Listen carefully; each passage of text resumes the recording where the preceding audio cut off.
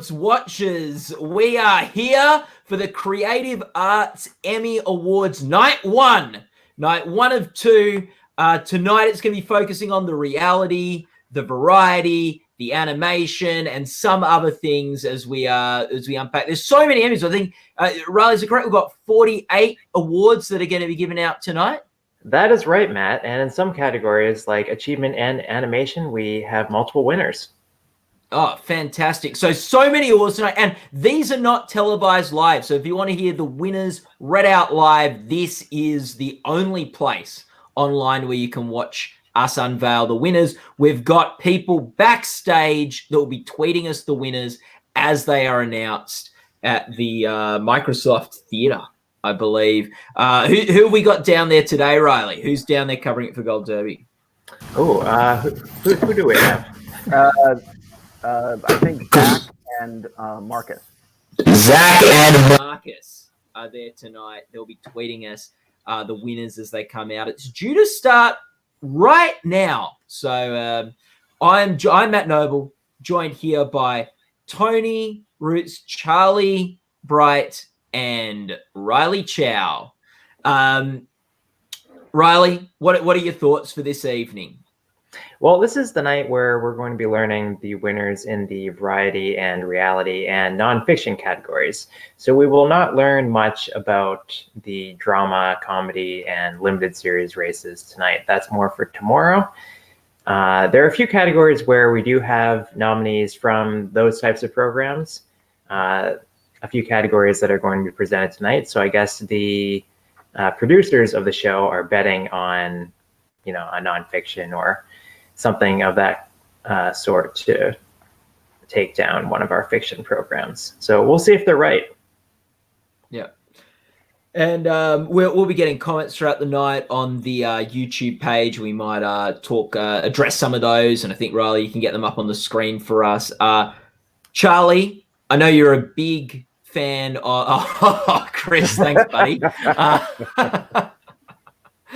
Looking forward to your comments all evening. Charlie, we've got animation programs tonight. I know that's their category is quite close to your heart. What are you thinking looking down the barrel at those? I'm going out on a bit of a limb for that category. As much as I love several of the nominees, particularly BoJack Horseman and Big Mouth, I am predicting that Adventure Time will take this for its series finale. So it's something that I'm looking forward to. I'm really hoping I'm wrong, but we'll see what happens. Fantastic. Tony, what are your big anticipations for this evening? How much of a Beyonce night will this be? She has several nominations in the variety category for her Netflix Homecoming special.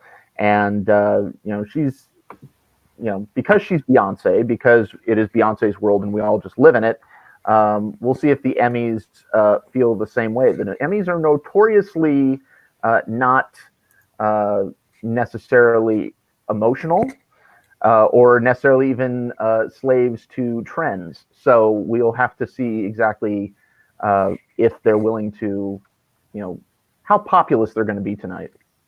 I don't think they care about Beyonce. I think they think she has enough. Does she, though? It's so tough being Beyonce.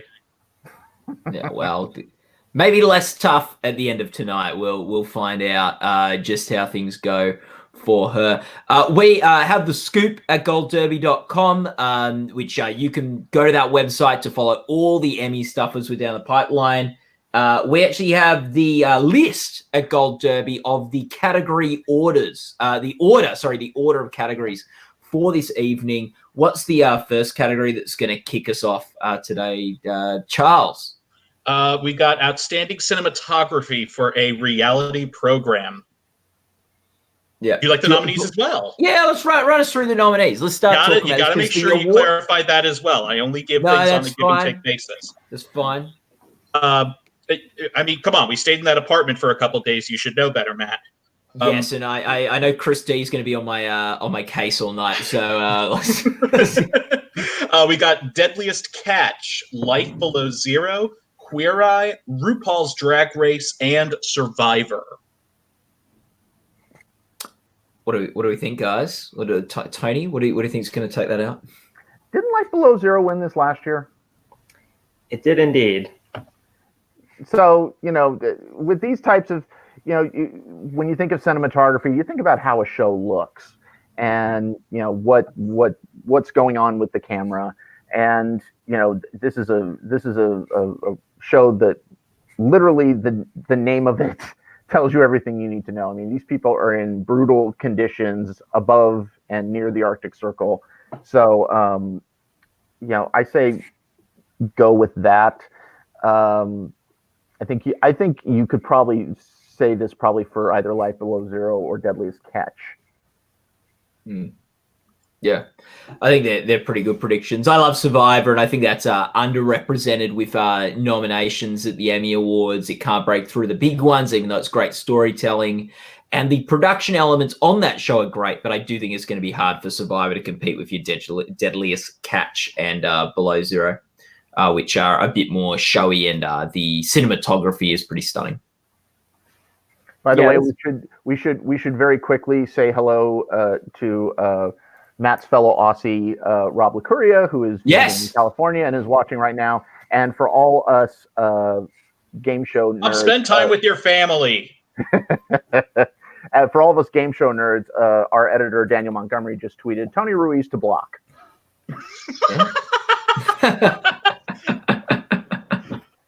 For you Hollywood Squares fans out there, that was my favorite show. We're gonna have to, if we keep on using this technology, we'll have to see if we can get 9 people in. We can do a Gold Derby. We can do an awards trivia, Hollywood Squares. What if we just have one person? There we go. There we go. God, he conquered us all. Riley Chow to block. Riley Chow, aka Big Brother. Yes. So, what's the next? There's another cinematography category that follows right after that one, and that is cinematography for a non-fiction program. Yes. Who has the nominees for those? So we've got Parts Unknown, Free Solo, and 3 episodes of Our Planet. Okay. Ooh, vote splitting. I think Free Solo might have this, right? It's an Oscar-winning documentary. The cinematography is such an essential part of that viewing experience. Ironically, it enhances it when people saw it in the theater. It'd be weird if it'd be really funny if it won this for television. Yeah, I know this is sort of a can of worms to open right now. And I know there's like answers and things, but why are documentary like Oscar films allowed to compete here? Some of these, I think it's because part of them is they are partially financed by television networks.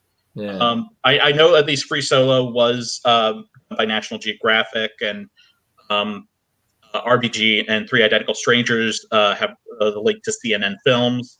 Not sure about the specifics, but I'm pretty sure that at least factors into that. I think they can't be in theaters for 70 days, but then if they are, they can still enter in certain categories. Like, why doesn't Netflix's fiction films, why aren't they allowed to compete in both? Like, why can't Annihilation also compete for best TV movie or Roma? I think this is probably the earliest in a creative arts ceremony that this question has come up. Yeah, I was just thinking that we need some drinks before we start talking about this. Okay, fair enough. Let's move on. Whoa, right. Charles is starting early. I am not trying to get an endorsement deal, but man, Rolling Rock is the best. Okay, here we go. Well, let's starting often.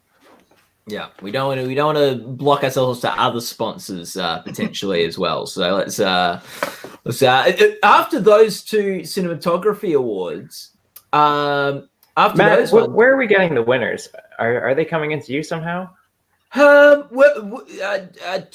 I'm Twitter. Yes, actually, our Marcus Dixon is at the Creative Arts, and he is posting the winners in real time to at Gold Derby on Twitter. I am refreshing it feverishly for the first winners to start coming in. And remember, this is the first night of 2. We're going to iron out by the end of tomorrow night's show, we'll have all the kinks of this live show ironed out, and it'll be flawless reporting. Just as we get those first couple in, it might be just making sure we're getting that first tweet out, and Marcus getting on the Wi-Fi at the Microsoft Theater and all that sort of thing. But well, and you also have to take into account that there's probably some sort of opening or introduction. Yeah. They usually have a host or something like that. Yeah. Yeah. The gold derby guys have knocked over tripped over the red carpet and caused some big scene that's holding up the proceedings.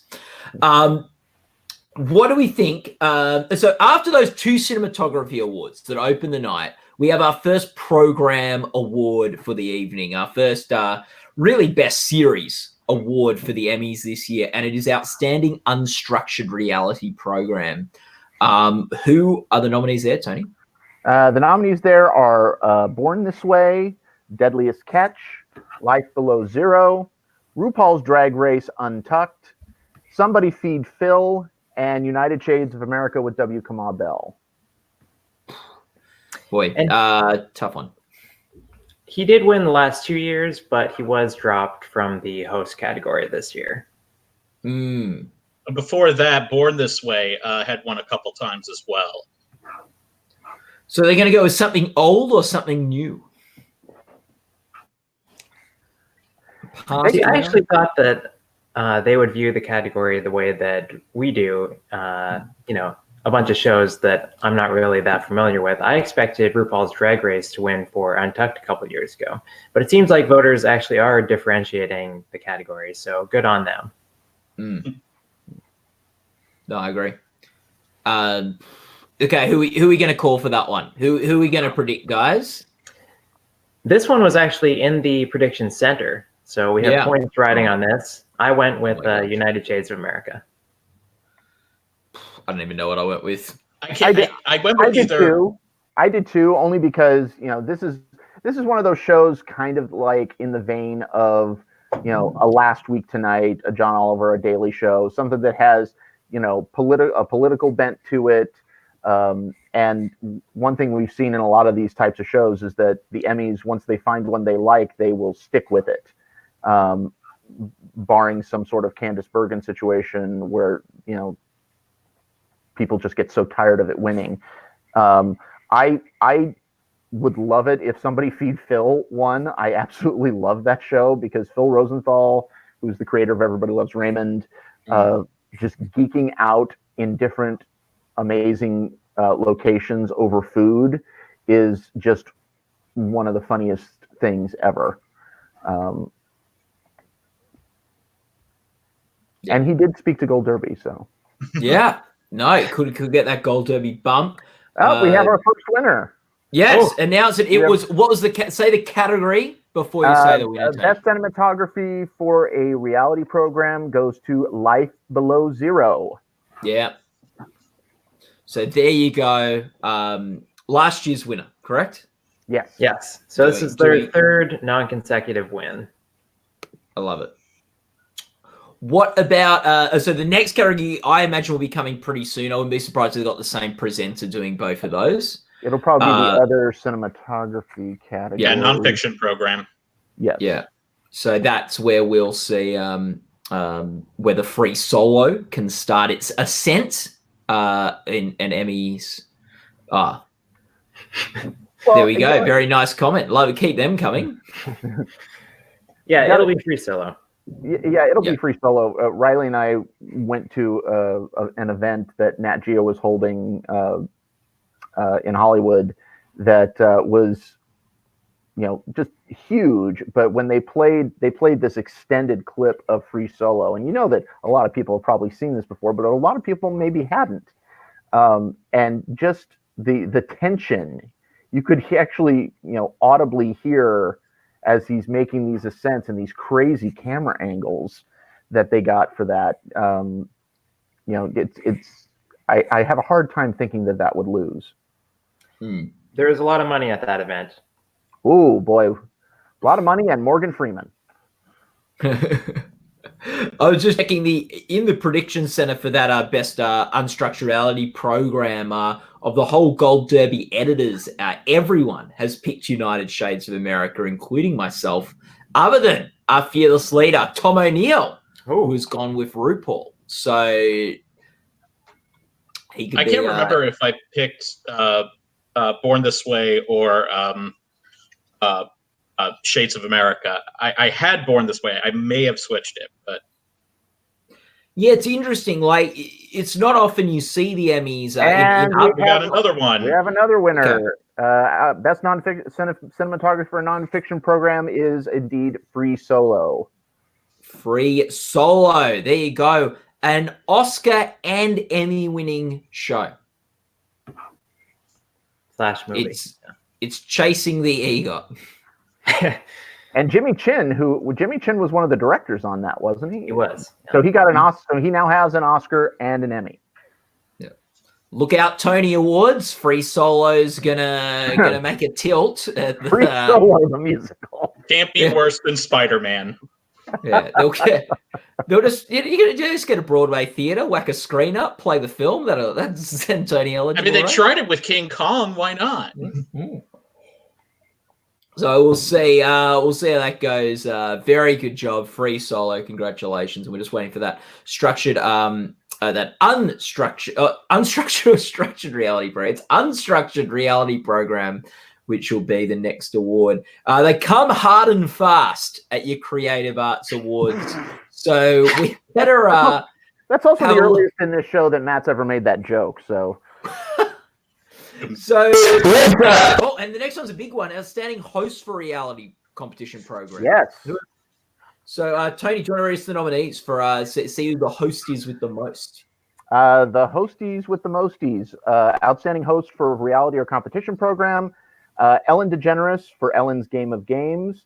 Nick Offerman and Amy Poehler for Making It. RuPaul for RuPaul's Drag Race. Marie Kondo for Tidying Up with Marie Kondo. And James Corden for The World's Best. What do we think, guys? What do you think, Riley? Well, I had Marie Kondo all season, and today I finally chickened out because today is the day that actually matters for logging your predictions, and I switched to RuPaul. Did you thank her? Did you thank her for her service in your prediction center? Did you thank her for the joy she brought you? I did not. Maybe I should do that sometime. I just thought that it was notable that Netflix, their whole campaign was about sparking more joy. Their FYC campaign, which was a reference to her, and I thought that was indicative of the cultural impact that she has had. And I wondered if she would appeal to a lot of voters who normally skip this category because they don't watch reality competition shows. She's from a show that voters only could have watched this year, whereas somebody like RuPaul, or any of these other nominees, I'm not sure if voters are actually watching their shows. Yeah. I went out on a limb in this category, and I imagine I'll look like an idiot in a minute, but I think I went with James Corden. I just think that guy seems to pop up and win so many of these like creative arts categories. Yeah, he's always a threat in these types of things, so that is not a reckless move at all. Mm. But most people... Wouldn't it be great, though, if it was like Amy Poehler and Nick Offerman, just so Nick Offerman can finally have an Emmy? That would be really good. Amy Poehler only ever wins Emmys when she's nominated with someone else. She won with Tina Fey for hosting the Golden Globes. Well, she could take the half Emmy that she won with Tina Fey and then glue it. Maybe Marie Kondo has some super glue that she can glue it to the half. It was SNL that she won for. Whatever. Oh, so SNL. Sorry, yeah. SNL. I'm not correcting you, Tony. I'm correcting Matt. You're all good. I was wrong. Look at how defensive I am. Yeah, I to be honest, I would love Nick Offerman and Amy Poehler to win. I think they're probably my favorite sort of people in the category. But I don't love the nominating pairs. Whether it's hosting SNL or whether it's hosting a reality show, I think you need to pick the best individual achiever for mine. Like if you've got two great supporting actors in a comedy series that bounce off each other really well, like they don't get to get nominated together. No. And the Emmy for Best Unstructured Reality Program goes to United Shades of America. Yes, it's good. It's in the prediction center. All right, maybe I should tune into that program sometime. So anyway, I don't love the pairs getting nominated, but that might be an unpopular opinion. Does anyone want to come back at me on that? Well, I think the Emmys are not a huge fan of it either, seeing as the Fab Five can't get nominated in this category, even though Queer Eye does so well across the board. Okay. Yeah. I don't mind it if it's something like, if it's very specific circumstances. Like, I get that, it was one hosting gig for SNL, so they nominated Amy and Tina. I get that it's one show with two hosts. They did that with Heidi Klum and Tim Gunn, I believe. They were both nominated for Project Runway, and they won. Yes. Yeah, it doesn't bother me that much because it's used in very specific circumstances. Okay. Fair enough. I'm not a huge fan, but I think someone in the chat room said, but she should have won many times. I'm assuming that's talking about Amy Poehler, and I agree. Like, she probably one of the biggest lead actress comedy snubs of all time. Her from Parks. What's our next category? Because we don't want the award show to get away from us. Lighting design, lighting direction for a variety series. Yes. Which will be followed by the lighting direction design for a variety special. So those two will probably sort of be done together. Mm-hmm. And our nominees for that are America for the first one series, America's Got Talent, Dancing with the Stars, Saturday Night Live, So You Think You Can Dance, and The Voice. You want special as well? I want it. We got the 61st Annual Grammy Awards, Kennedy Center Honors, the Oscars, Rent, and the 72nd Tony Awards. What do you think? What shows? And the Emmy for Best Host of a Reality or Competition Program goes to RuPaul. 4 in a row. Yes, and a goal, RuPaul. So great to have him take that one out. But disappointing for me, who predicted James Corden. James Corden is really good at playing the Emmy game. You know, he submits the Late Late Show, and then he submits Carpool Karaoke, and then he submits the Carpool Karaoke special, and then he submits Carpool Karaoke Paul McCartney and Carpool Karaoke the short form series. So I think he's got like 5 different shows this year in contention. And don't forget last year, James Corden is next James Corden or something like that. Yeah, it was the Snapchat spin-off of the Late Late Show. To the short format thing, and then there's a few other shows like he produces Drop the Mic, and that's eligible. Yeah, he's very, very good at gaming the Emmy system, just churning out that content, which is like why John Oliver has dominated that variety talk category the past 2-3 years, and whereas people like Stephen Colbert and others haven't been able to win Emmys because of that, James Corden has found other areas to be able to take some Emmys without having to take down John Oliver. Well, and here's a little little trivia. RuPaul has now tied Jeff Probst as the person to win the most in that category. They both have 4. Yeah, and both great hosts, both who bring a lot to their shows, and so fantastic. Like, I think very deserving that those two are the most winningest hosts in this category. And I think like the interesting thing is we have seen a bit of an evolution in this category. Like, it used to be the 5 nominees was sort of just 5 hosts of Survivor, Amazing Race, and sometimes get in there, Dancing with the Stars, And now it's moved to a lot more of these entertainment hosts like Ellen DeGeneres, who's just hosting a fun celebrity game, and Nick and Amy building things and all this sort of stuff. And Jane Lynch. And Jane Lynch and stuff. The Emmy for lighting design or direction for a variety series goes to SNL. Okay. Yes. All right. They also won last year. Yeah, I wonder if Rent will win the special one, because I know like Jesus Christ Superstar did quite well last year in the technical categories, the Creative Arts ceremony. So it'll be interesting to see if that can do that. I But kind of think that the Oscars is probably going to be a big player in that as well. Yeah, I'll say Rent.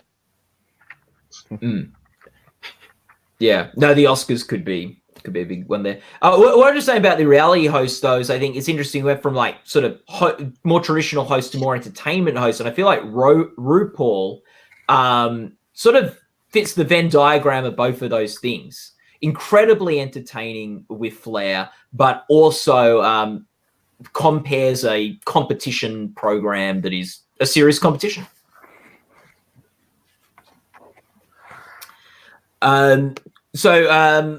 Lighting. What do we have after the lighting design categories? We have the we have lighting design for a variety special. Next. Yes. And then after that, we have sound editing for a nonfiction program. Yes, and we got a whole about 3 sound categories after this last lighting direction. Variety special. I think maybe Rent takes it out. Charlie's thinking the Oscars might be a danger. Do either of you two have any thoughts on that? I wouldn't go with Rent, only because the Rent was not very well received. So when in doubt, go with the biggest show, and which is always probably the Oscars. Yeah, no, it's I'm going with Rent just because I think that this category likes to switch it up. I don't think we see them go with shows like the Oscars or the Tonys too often. Fair enough. Should we start to delve into those sound awards while we wait for sound editing for a nonfiction program? I believe that's the next one. Yes. Those nominees are Anthony Bourdain, Parts Unknown, Free Solo, Fire, The Greatest Party That Never Happened, Leaving Neverland, and Our Planet. And we actually, before we discuss that, have the winner for Best Lighting Design Direction for a Variety Special. And that does go to Rent. Wow. So Rent has taken that out. So Rent opens its account for the evening.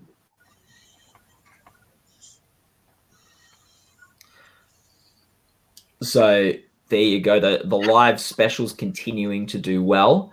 Do we? So sorry, Tony. You went through the sound editing nominees. What do we think about that, Riley? Who do you think could be ahead there? Well, sound editing categories are interesting because they're one of the few that still use a tape system to determine nominees. So more relevant to tomorrow, but that's why we see shows like Ballers and What We Do in the Shadows pop up, in sound editing, but nowhere else. And it makes me wonder how close they are to nominations across the board, but because they're in the lower half of the top 10, they don't get in. So for this category, I guess I'd have to see what happened last year, but I think Our Planet sounds like it's very loud. Yeah, Free Solo could continue to win. Fire would be interesting because remember that was a music festival, so that's something that could be. Yeah. Well, it was supposed to be a music festival, and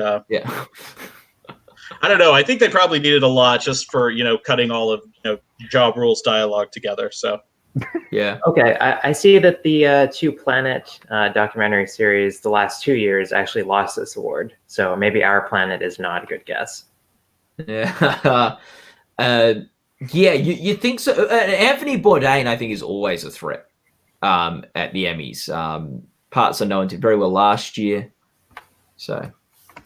Yeah, it kind of reminds me of what happened with the final season of The Daily Show with Jon Stewart a few years ago, where they gave him all these awards after not awarding him for a few years because it was his last chance, except he actually had several episodes that were eligible the following year. So they ended up not submitting them. In this case, Anthony Bourdain got his Goodbye Hug last year, but they still had further episodes that were eligible, and they did submit them. So I wonder if the Goodbye Hug will continue. I am betting that it will not. Yeah, that's fair. What's the next sound? It's sound mixing, I believe, in a nonfiction program. Yes, it is not mixing for a nonfiction program.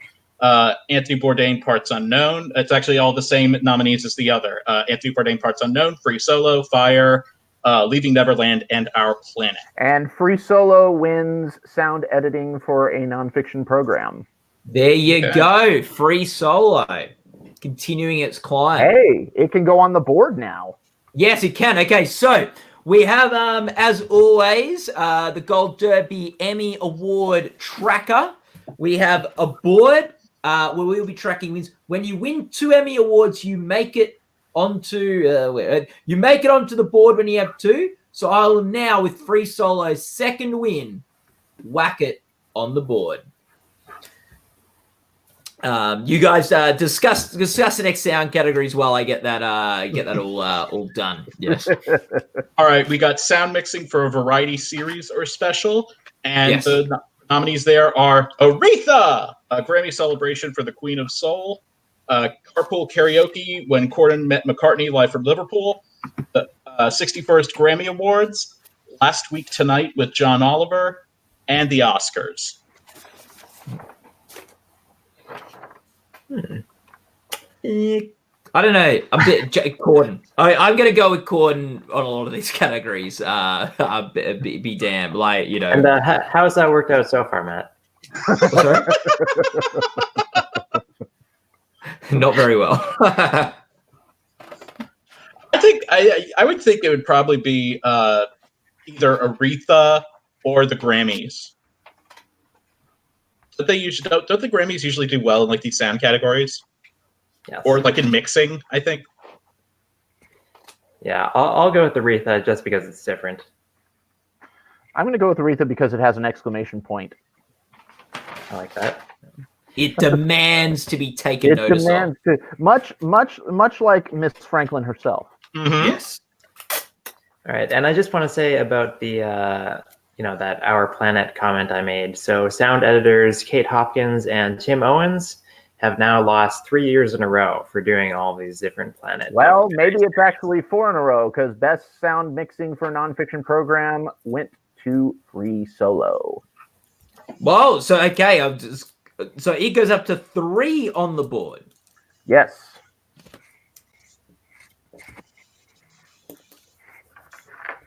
Here we go. Free Solo, kicking things off, setting the bar.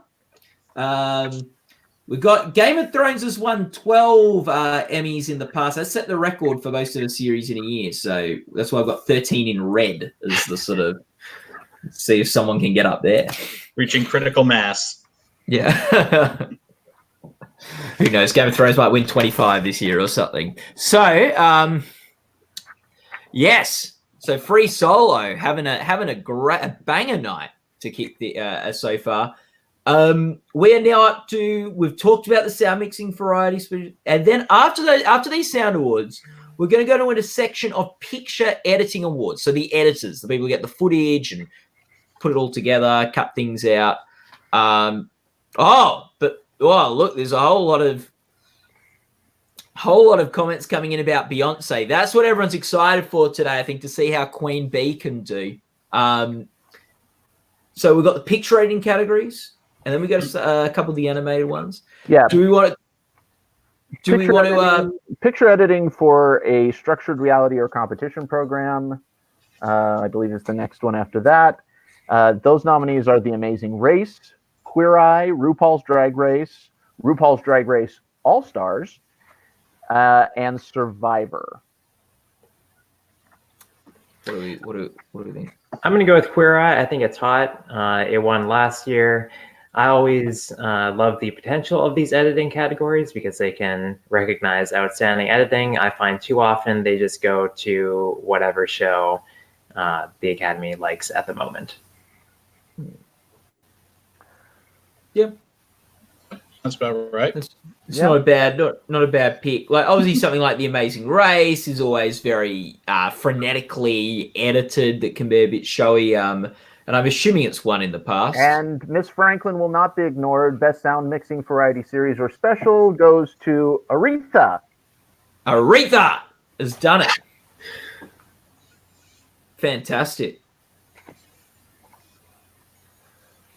So it looks like the Anthony Bourdain Goodbye Hug is not continuing. It looks like the Emmys took care of that last year, and now they are moving on.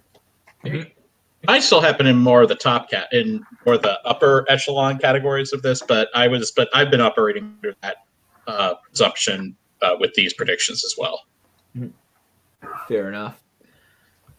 After the picture editing for a structured or reality competition program, we're moving on to picture editing for a unstructured reality program.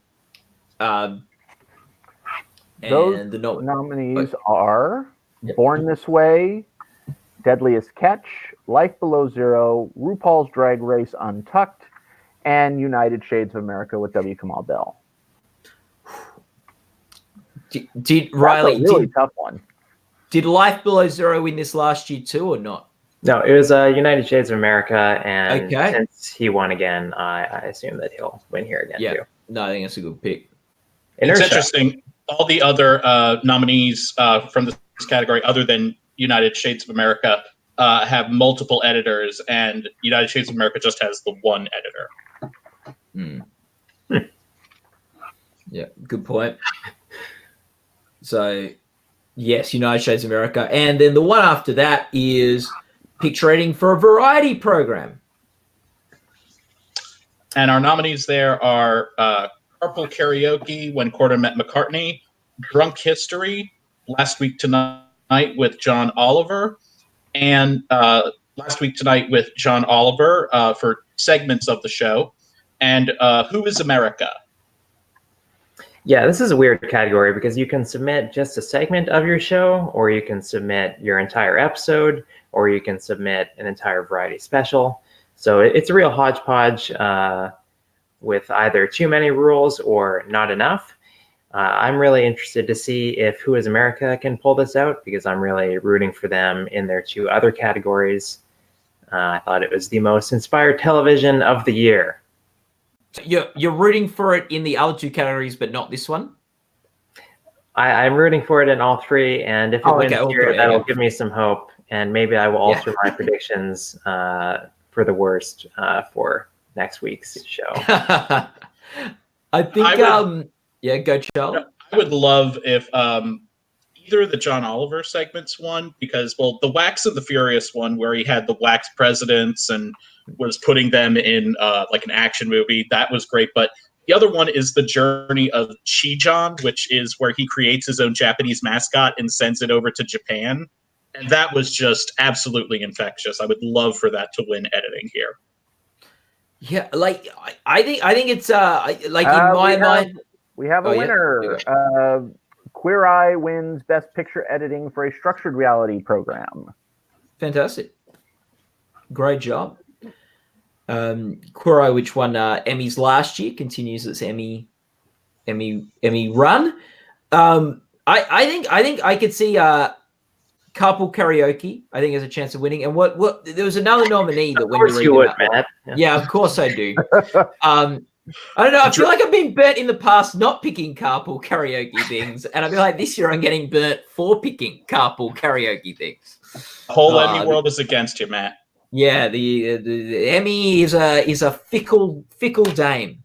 What were the nominees again? Because I feel like Carpool and something else jumped out to me. Drunk History. Drunk History. Yeah, what about Drunk History? Like the way they edit those scenes to match the mouth moving and stuff, that's sort of a sound thing, but I could see, like, I always think, what's the flashiest, showiest editing? And I feel like that does something different that the other shows don't do. So I could see Drunk History taking it up.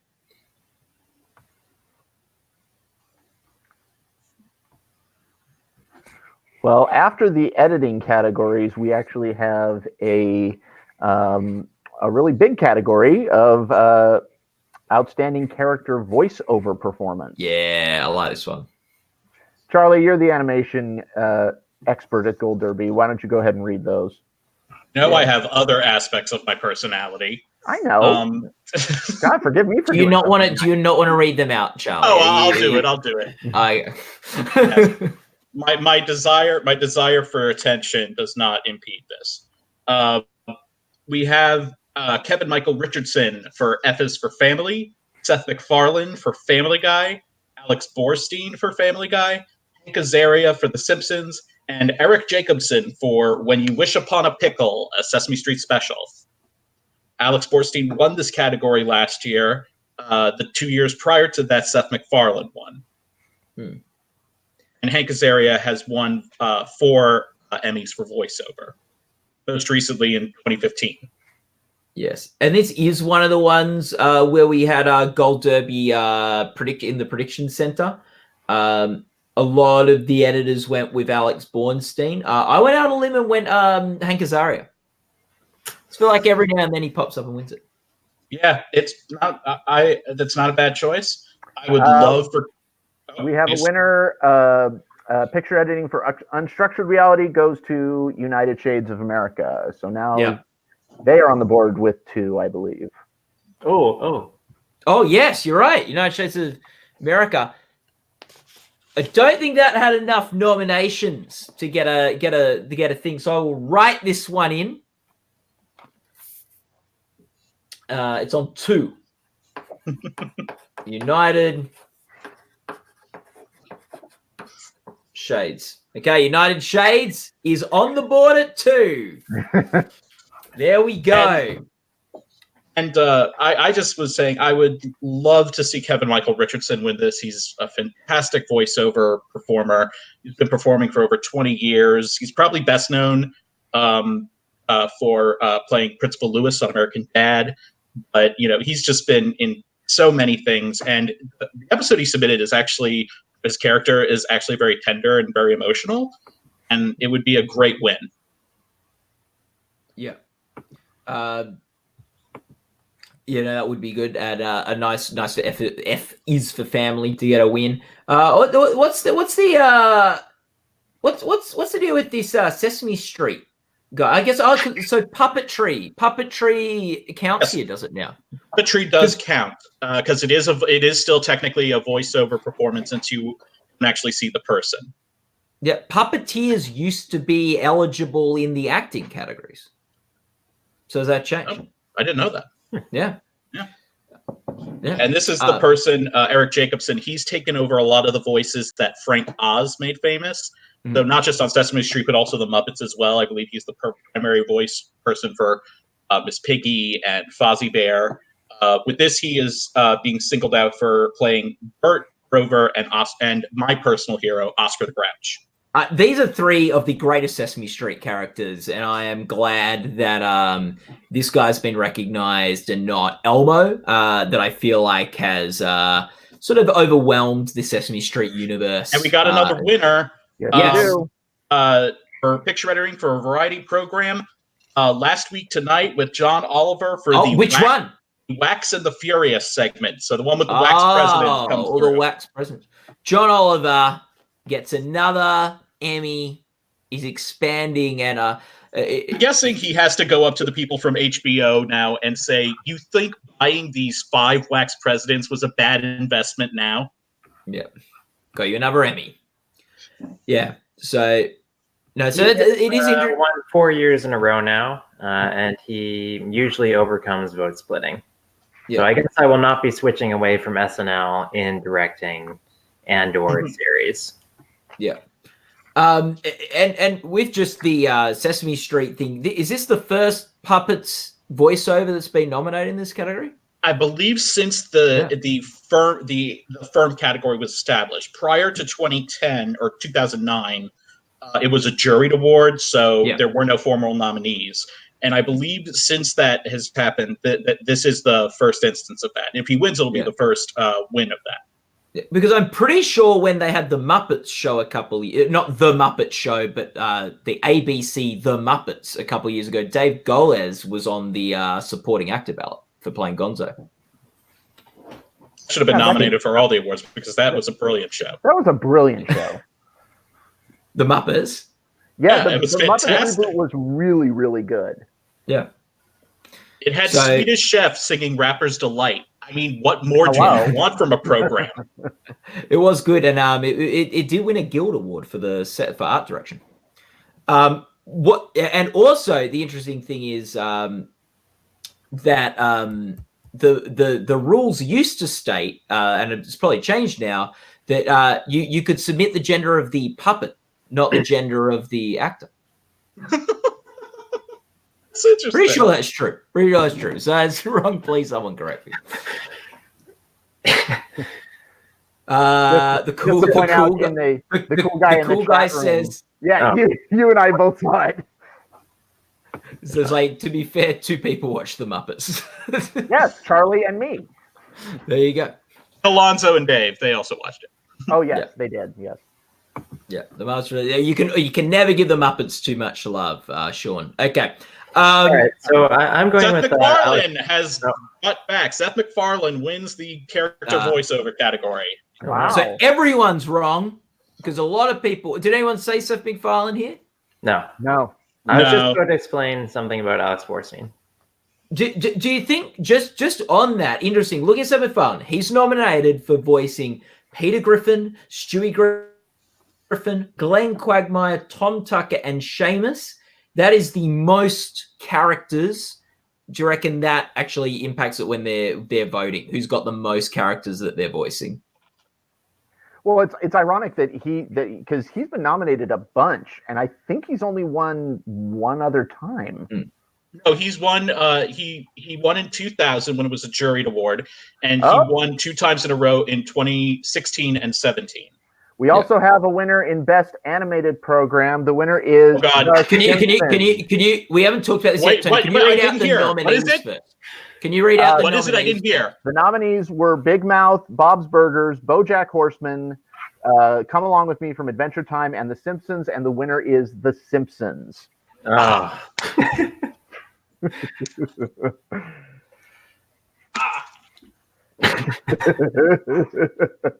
Okay. Maybe zoom in. Yeah, good. Yeah, there we go.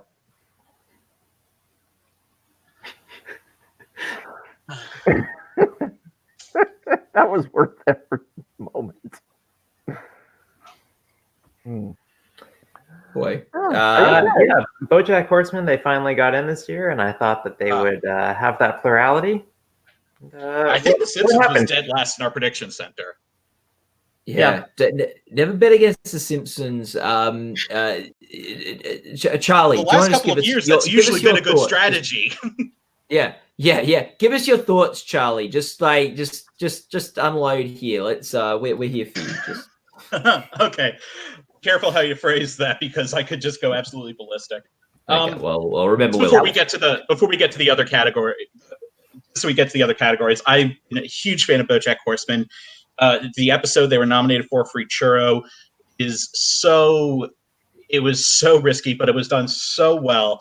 And for them to finally get in after years and years of campaigning, I was really thinking it might happen. I was predicting Adventure Time, but I think this has to be. I think this is genuine vote splitting. Like, you definitely had people in the BoJack camp. You definitely had people in the Adventure Time camp. You definitely also had people in the Big Mouth camp, because that was a major episode as well. Yeah, I feel like Big Mouth and BoJack may have split. They're the two sort of cool shows.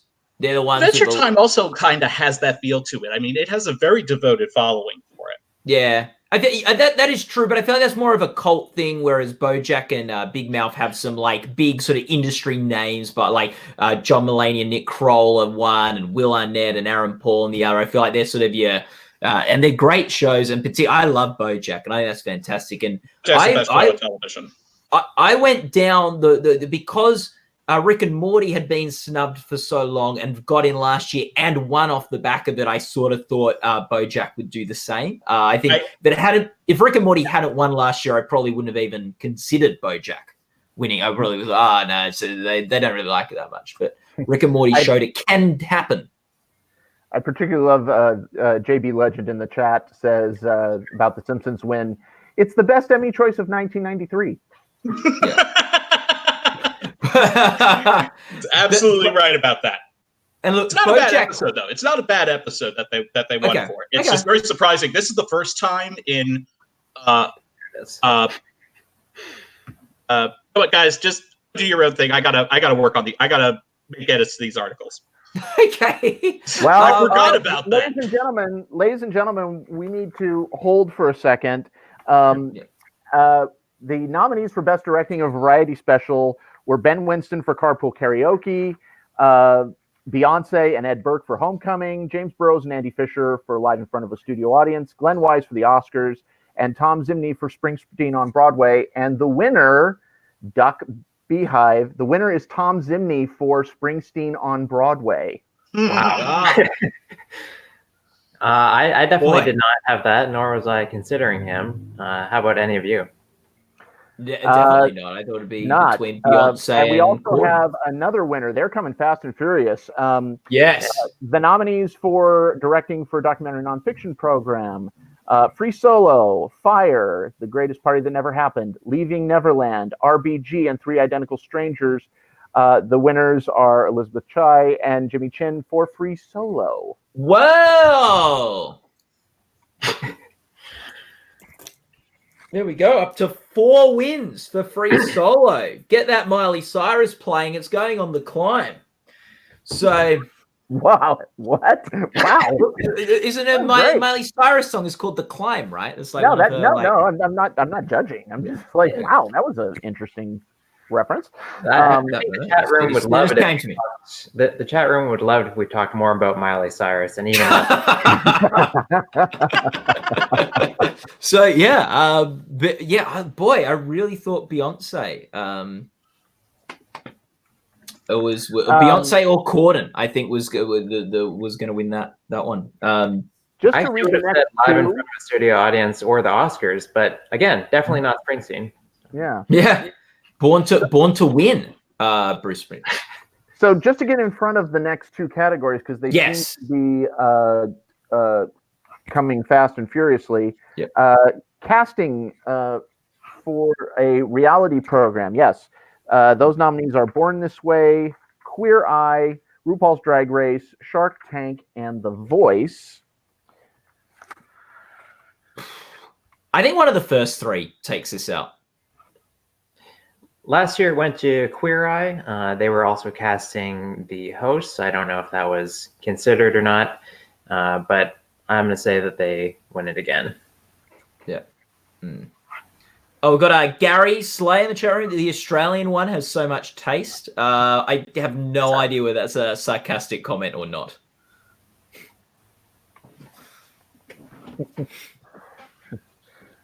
Unless taste is an offensive acronym. Who knows? Yeah, I'm gonna take it as a compliment, whether intended or not. Riley's free.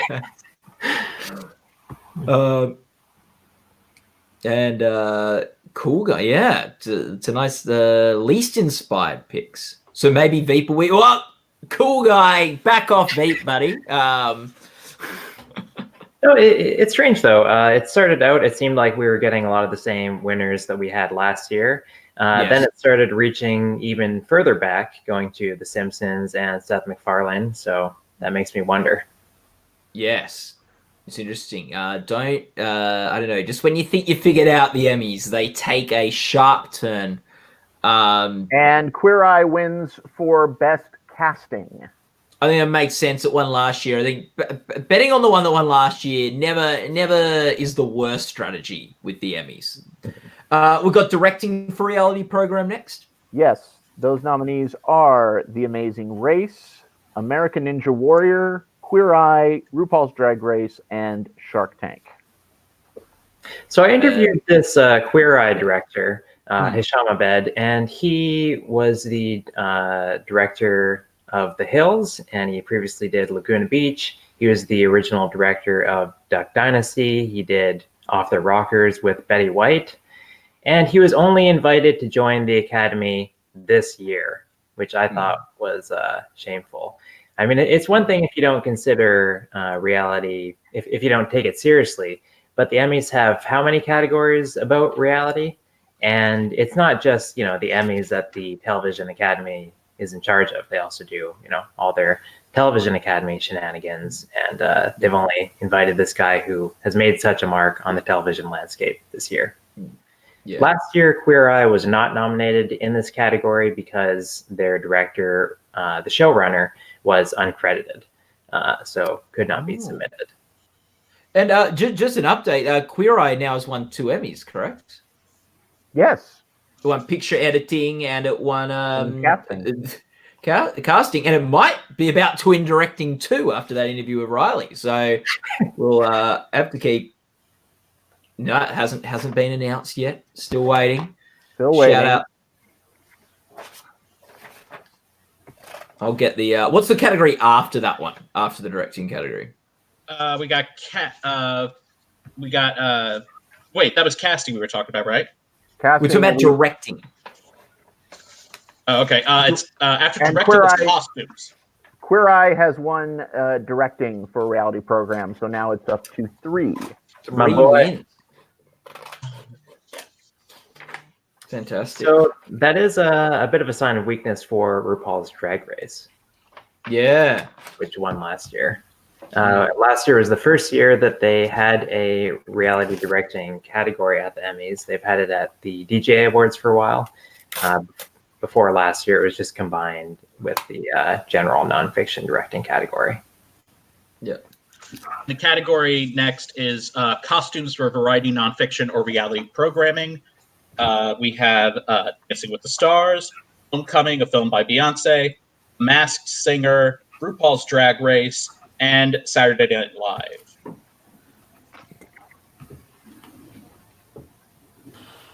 Boy. Hairstyling. So the costume categories are area awards, so they're non-competitive. So we could have multiple winners. Okay. I think we could even have 0. I have to check on that.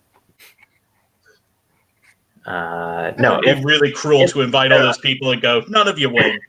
Just a blank envelope, just a blank sheet of paper in the envelope. Sorry, what the rule is that if none of the nominees receives the requisite support, they just go with the one that received the most. But if there are multiple that receive enough support, they'll both win. So if we only get one winner, it's probably because the Emmys were sassy and didn't really approve of any of them. Okay. If the Emmys were really sassy, though, they'd go with RuPaul's Drag Race, though. I think that's got a good chance of winning. And we've got is it hairstyling after that one or no? Mm-hmm. Yes, it is. Hairstyling for a multi-camera series or special. Who are the nominees there? You got Dancing with the Stars, RuPaul's Drag Race, Saturday Night Live, The Voice, and World of Dance.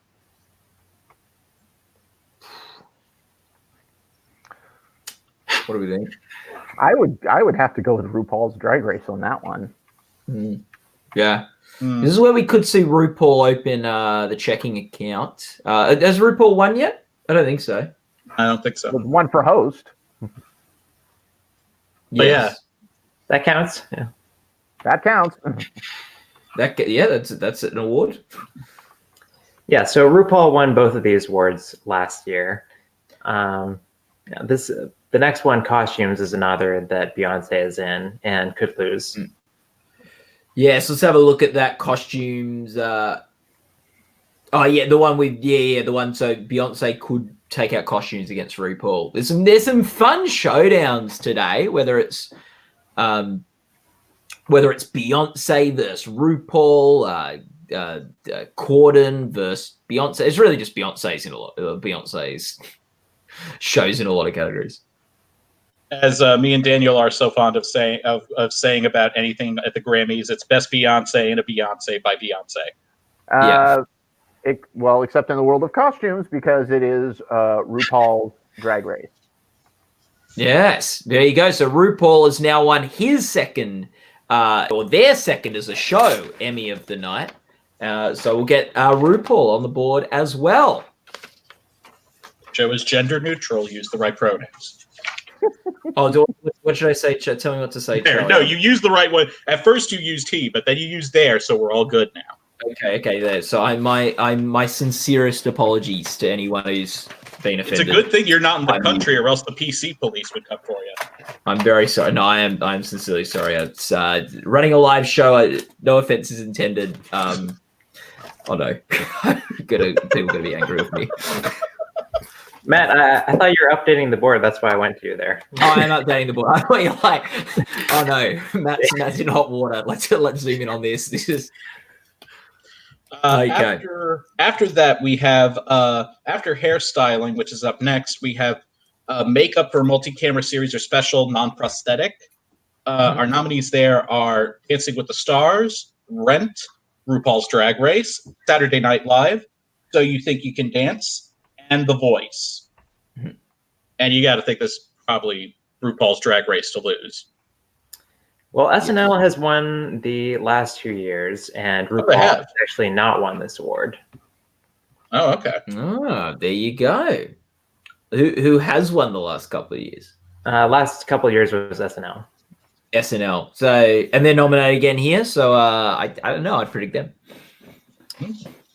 SNL has won 8 times. Yeah. So. Yeah. So I'll go with Brent. Yeah. So you wonder if the people from SNL in this category are just so confident that once they open the envelope, they just start getting up and just not even caring. Yeah. Yeah, very much so.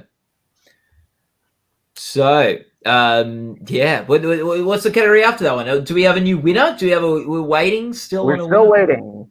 Okay. We do not have a new winner yet. After that, we got interactive program, where we have we have a winner. Oh, we do have a winner. Okay. Spoke too soon. Hairstyling for a multi-camera series or special is RuPaul's Drag Race. Okay, so we're moving on the big board. RuPaul up to RuPaul's Drag Race up to 3 Emmys. Time with Queer Eye, one behind Free Solo. Can either of those two shows catch it? So, let's see. We'll see. We'll find out. Free Solo does have an advantage in that it does have more nominations. And an interactive program. The nominees there are Conan, The Daily Show with Trevor Noah, Last Week Tonight with John Oliver, Late Late Show with James Corden, Late Show with Stephen Colbert, and NASA and SpaceX, the interactive Demo 1 launch. Yeah. So we've got our apple in the bag of oranges there. Yes. I love the when they're listing the nominated people for each one. For NASA and the NASA and SpaceX, the recipient is just NASA. So everyone in NASA is going to have to fight over that one trophy if they win. Oh, it's going to be great for that. What is it? The Space Force. It's really gonna get that going. We have a winner. Makeup for multi-camera series or special goes to Saturday Night Live. SNL, which is SNL. Is that their second win of tonight? That is their second. So there we go. They can make the big board too. So I think they've now won that award 9 times. Is that what I said? So yeah, you said 8. So yeah, that would be 9. What do we think wins that interactive program? I'm wondering if John Oliver might take this out. I was thinking James Corden, but I feel like he's not taking off this night like I first thought he might. Well, we were saying that about RuPaul's Drag Race, and then it just picked up another 2. Yeah. So I actually kind of think that James Corden will win this. I think it'll be John Oliver. I think that he's won a couple times, and they're just voting for their favorite show here, not really taking too much care in terms of thinking about the interactive components of it. And I would think like John Oliver isn't the most interactive in terms of like sort of this amazing stuff, but he does often call for action from his from the viewers, and there is stuff like what does he do? Like there's often websites. Yeah, websites that are set up, hashtag, like it is quite, there is like usually a focus on this is what you can do now. We set up this website. You go on there and type in your stuff or whatever. But did he have a Snapchat show in which he played himself? Probably not. There's a first for everything. Yes. So we'll see. After the interactive program, we have creative achievement in interactive media within an unscripted program. And the nominees there are Conan Without Borders, Free Solo, Late Late Show, Carpool Karaoke, Primetime Special, and the Oscars.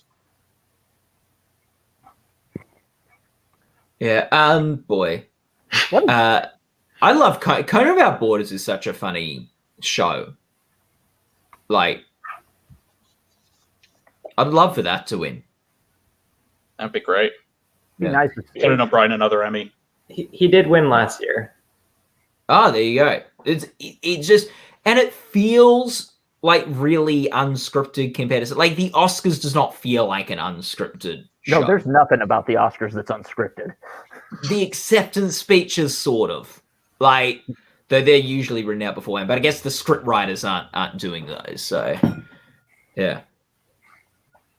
I'll say Free Solo 360. I imagine that was some kind of VR thing. I think Tony and I might have actually seen people lining up for it. Whoa, that's right. That's cool. There was a line there. Anything having to do with Free Solo at the Nat Geo event, there was like just a line around of just people. Except for the directors themselves. Those two, we were able to just walk up. And I asked Elizabeth Chai Vasarely why she didn't have Elizabeth on her name tag. And then I got a very awkward look from her. Apparently she doesn't go by that name anymore. And she would have rather that I did not bring it up. Oh, man. Really? So I still have a picture with her, though. So yeah. Conan Without Borders for when he went to Japan and Australia. And it's down in Sydney. Hey, your country's in the spotlight now. Yeah, here we go. Finally, he went to a hat shop to try to get a hat. I saw that online, and I was like, I know where that is. I walked past that hat shop on the way, on my way into the city. So there you go. Awesome. Some hairstyling tips coming Riley's way from the users. From the peanut gallery. From the peanut gallery. Yeah. I like how I can choose what comments to throw up on the screen. Yeah, you seem like you're posting a few that are negative about you though, Riley. You've been quite fair with it. You're not like. How about this one? Yeah. Oh, no, Rachel. Just so you know, chat people, we love you even if you hate us. Yes. Is there Rachel in the chat? I don't know. Yeah. Oh yes, hello Rachel. Apologies to Rachel then. Yeah. Yeah. Thought maybe is she the Meg of the group? Yeah. Shut up, Meg. Shut up, Meg. Shut up, Meg. So, yeah, the Australia. No. So here we go. Who are we up to? Where are we up to? What's happening? Is there so we got these interactive ones, and then after that we got a big series award, documentary or nonfiction series, which the nominees are American Masters, Chef's Table, Hostile Planet, Our Planet, and 30 for 30. Is this what Our Planet? I would have to go. I always say go with the one, whatever the one that David Attenborough is associated with, and that would be the Our Planet one. That one has, Netflix is really making a big push for that one. I got to talk to Sophie Lanphier, the producer on it, and we have a winner. Yeah. Oh no, we don't. Do we? No. Okay. Yeah, we do. Oh, we good. did have a winner. There were just two tweets at the same time. Do we have two winners? Our Planet wins Best Documentary or Nonfiction Series. Oh, did we not get the interactive ones? Wait, where are all those interactive Where are ones? the interactive ones? It's all right. It's all right. So don't worry. We'll get you your winners, guys. We'll get you interactive people. Well, that's a bit of a rebound for the Planet franchise as they lost last year to Wild Wild Country. Yeah, what I was just about to say is that even though Our Planet hasn't done particularly well so far tonight, it has 10 nominations at the Emmys this year. That's more than Better Call Saul, Killing Eve, John Oliver, Ozark, RuPaul's Drag Race, Veep. So it did very well with nominations. So across the board, it was getting checked by multiple branches. So no surprise it took out the Best Series award. And there's also something to be said for if you have 10 nominations, you're probably going to lose more, even if you win half of them. You win half of those 10, that means you still lose more awards than most shows. So just because a show's lost a couple does not mean they can't win the series award, particularly if they've got as many nominations as Our Planet had. Also the thing with Our Planet is, these Planet shows have been, through the BBC. But now, this one is different because it had, Netflix behind it, which could have given it a much even higher profile than these shows already do. Yeah. After that category, we got coming up documentary or nonfiction special. And that nominees for that are Fire, The Greatest Party That Never Happened, Inventor, Out for Blood in Silicon Valley, Jane Fonda in 5 Acts, Leaving Neverland, Love Gilda, and Minding the Gap. We already have a winner for that. I think Finding Neverland would be my guess. I'll go with that too. Yeah, I said that too, and that is what won. All right. Leaving Neverland. I got it right. Leaving Neverland won that category. All right, good. I was worried it wouldn't get anything tonight, and the haters would be proved right. There was so much buzz for that, and it sort of talks a bit about, it touches on the industry a bit too, and it seemed like the one that we're just going through those lists that would jump out. But it was a pretty competitive category, like something like Minding the Gap. Minding the Gap was an Oscar-nominated documentary. Could have had a very good shot at winning here. I just have to say, this is personal for me. Don't tell. I know what you're going to say. Oh yeah, so I did the interview with Dan Reed. It was a very fascinating interview to do, and there was a lot of comments on the Twitter article for this that talked about me, and I, as much as it was quite a lot to take in, but this. Victory is a very reassuring one.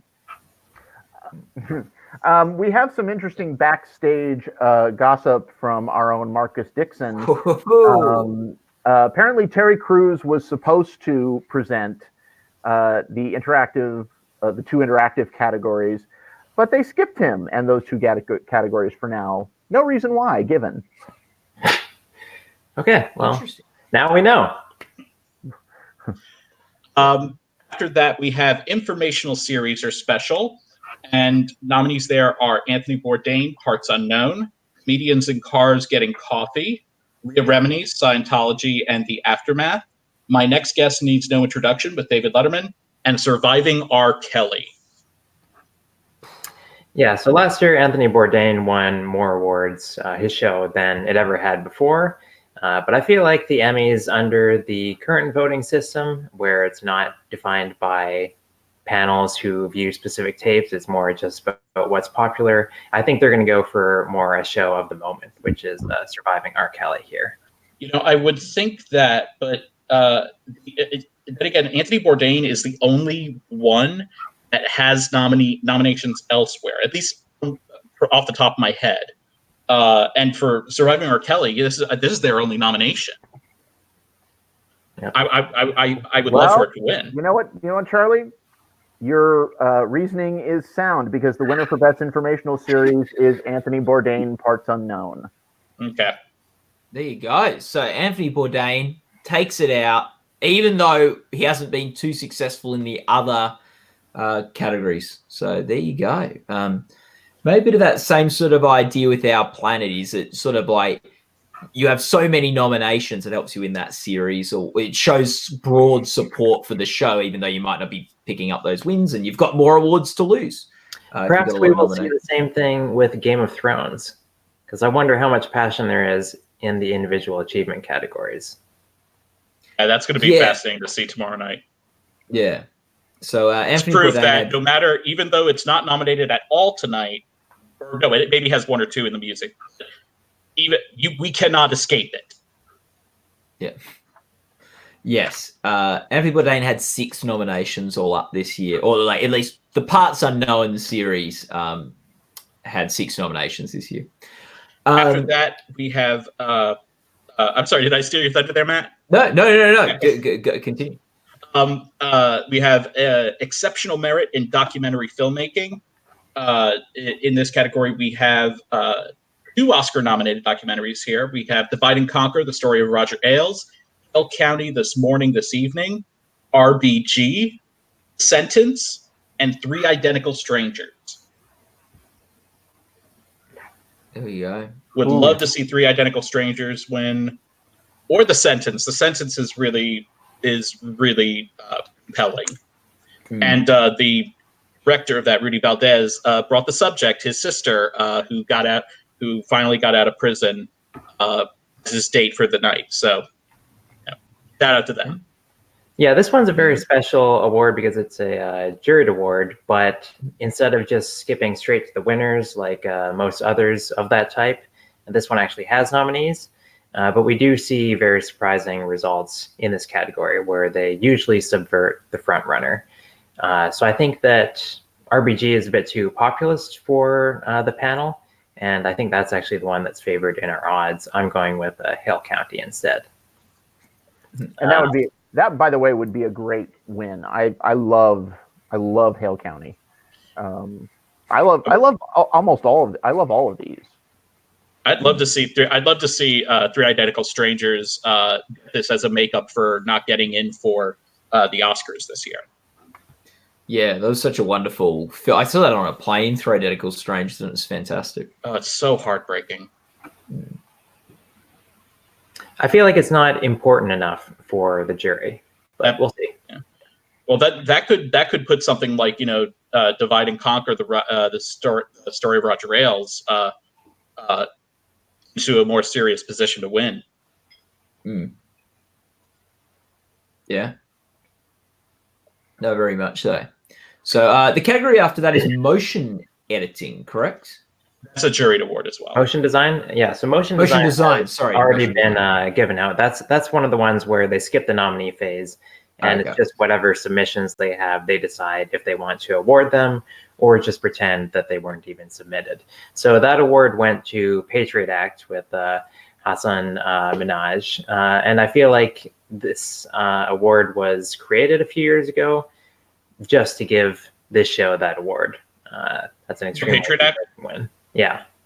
Oh, okay. And the winner, now this is interesting. We have 2 winners for exceptional merit in documentary filmmaking. The winners are RBG and The Sentence. All right, for Rudy Valdez. All right, because the sister's with him. It's so emotional, and the fact that his sister, who just a couple years ago was in prison because of mandatory sentencing laws, she's at the Emmys, and the thing about her won, and she's going up there with her brother. Oh, that's going to be so great. I believe the family's listening. Hello. I believe The Sentence does not have a Wikipedia page, so maybe it's time now. Yeah, and like that shouting out, Charlie, to if the family's listening or watching, hi, like there might be some family members or friends of nominees watching this because they can't watch it on TV right now. So if they weren't able to get to the actual show tonight, this is how you can sort of hear us talk about the nominees and sort of celebrate these great achievements in TV. Although, so something interesting that was brought up both by our editors Daniel Montgomery and Chris Beecham is that isn't it interesting how many awards Free Solo has won and yet it wasn't even nominated in these categories. Oh my god, I didn't even realize that. Yeah, it's a really good point. I wasn't able to verify this, but I think that they submitted in this Exceptional Merit in Documentary Filmmaking award. And then since there's no ballot, we don't know for sure. But like I said, the jury can be kind of sassy here. So I think that they snubbed it since they had the power to, but it was able to pull through in all the other races because it was just popular vote. Yeah. Also, congratulations to the RBG folks. I talked to them back in before the Oscars. And one of them actually is from my area, so it's awesome that they won that for this. Yeah. So yes, and just thanks to Zach and Marcus who are sending us all this great information from backstage at the Emmys. Men on the ground. It's we couldn't be doing this without their hard work. What's our next? Writing for a nonfiction program now. Okay. And our nominees are Anthony Bourdain, Parts Unknown, Case Against Adnan Syed, Fire Fraud, Hostile Planet, Our Planet, and Wu-Tang Clan of Mics and Men. Wu-Tang. Anthony Bourdain seems to be making a comeback, so I'll predict him here. I think it's got to be either Anthony Bourdain or Our Planet. Yeah. Cool. I think that I sort of agree with that. I think it would be interesting if the Wu-Tang one won because it's got a lot of we do see some music-based people taking out stuff tonight, whether it's Aretha Franklin or Bruce Springsteen or I guess Michael Jackson.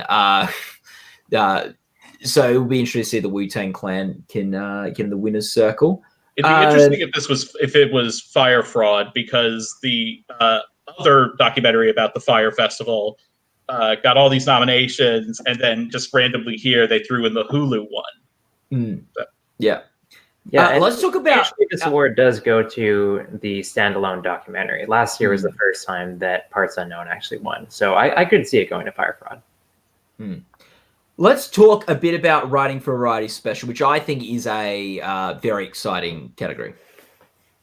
I think that one is actually, it seems like it would be pretty simple, and I think it's Hannah Gadsby. I think so too. Who are the nominees? The nominees are no one. She's just on her own. Hannah Gadsby on her own. I know who one of them is. We got Adam Sandler, 100% Fresh, Amy Schumer, Growing, Carpool Karaoke, When Corden Met McCartney, Hannah Gadsby, Nanette, Homecoming, a film by Beyonce, and Wanda Sykes for Not Normal. It's loaded. It's a loaded category. I think it's got to be Hannah Gadsby too. I mean, that was a cultural. That was like a cultural phenomenon. The praise that special got. And whether you see Patton Oswalt or John Mulaney, stand-ups do well in this category. Mm-hmm. But the Emmys could just throw us that curveball where this is where Beyonce or James Corden wins. It would be so weird if out of all the nominations she's gotten, not just now but over the years, Beyonce wins a writing award. Yeah, that would be just so weird. Yeah, it'd be so weird. Oh my goodness! This is one of those awards that rotates between the main telecast and the creative arts. So last year we saw John Mulaney on the main stage, and this year Hannah Gadsby is presumably going to collect her award off screen.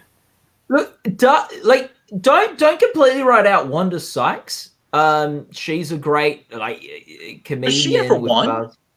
She's been nominated for various things over the years. Her stand-up specials, guest starring on Blackish. Has she ever won? I don't think she's ever won. Let's take a look. So yeah, because I think Wanda Sykes is. I feel like she was on a writing staff. Was she on the writing staff of when Chris Rock had a show?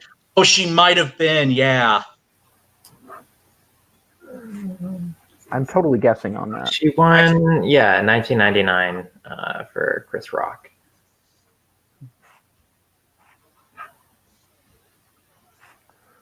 After the writing award, we have a short form nonfiction or reality series. The nominees there are Creating Saturday Night Live, Fosse Verdon, Inside Look, Pose, Identity, Family, Community, Inside Look, RuPaul's Drag Race, Out of the Closet, and RuPaul's Drag Race, Portrait of a Queen. Yeah, so last year SNL, Creating SNL was nominated in the reality category. In the variety category. They've jumped back over to this category this year. I'm not sure why. Looked into the rules, nothing changed. So I guess it's just wherever they feel like.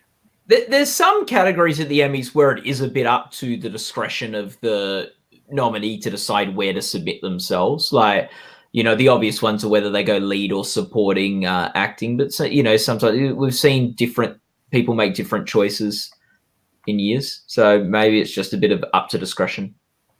Or they change the rule. The chat room is saying that Beyonce won that. Have we Whoa! got information on that? I have no confirmation. Well, we haven't even gotten Nonfiction program yet. So, variety special pre-recorded. That's right. The reason there's been a gap right now is because they're doing motion design, innovation and interactive programming, and individual achievement in animation, all juried awards. Yeah. So yeah, some people in the chat room are going nuts for Beyonce, which issue one. That's great. That's exciting. That's something. That cannot be independently confirmed by Gold Derby. No. So yes, our journalistic standards. We need at least one source. We wait one source from someone that is in the Microsoft Theater. You build our network better. Yeah.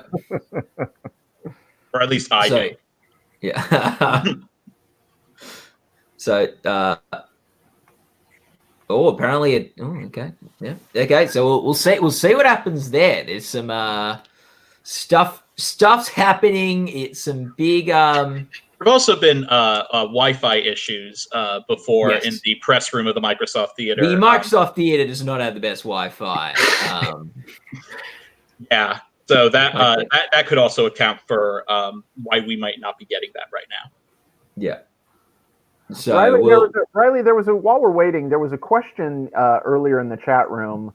I have to find it. Something about the difference between exceptional merit in documentary filmmaking and documentary nonfiction series or special. Why don't you explain that to the people?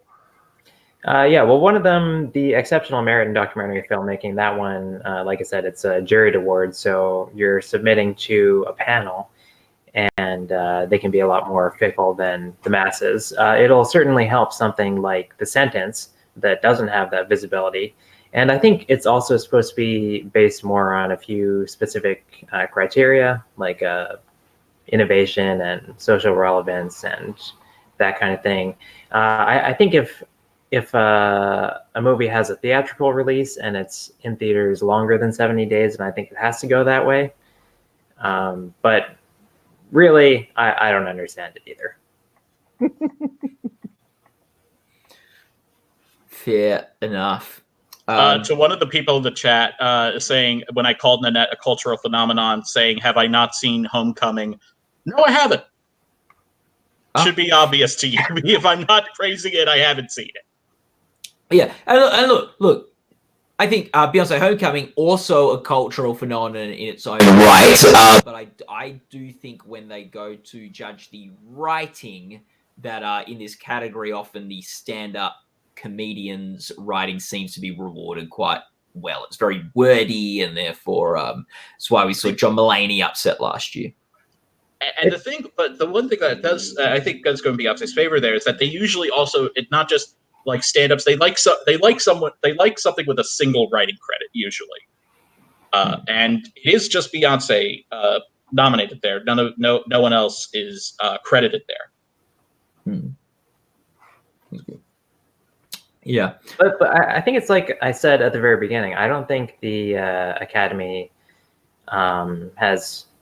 feels like Beyonce is overdue for anything. Whereas I feel like they'll want to support Hannah Gadsby, for example. Yeah. Especially after she was also very funny last year on the telecast, on the primetime telecast. Yes. Yeah.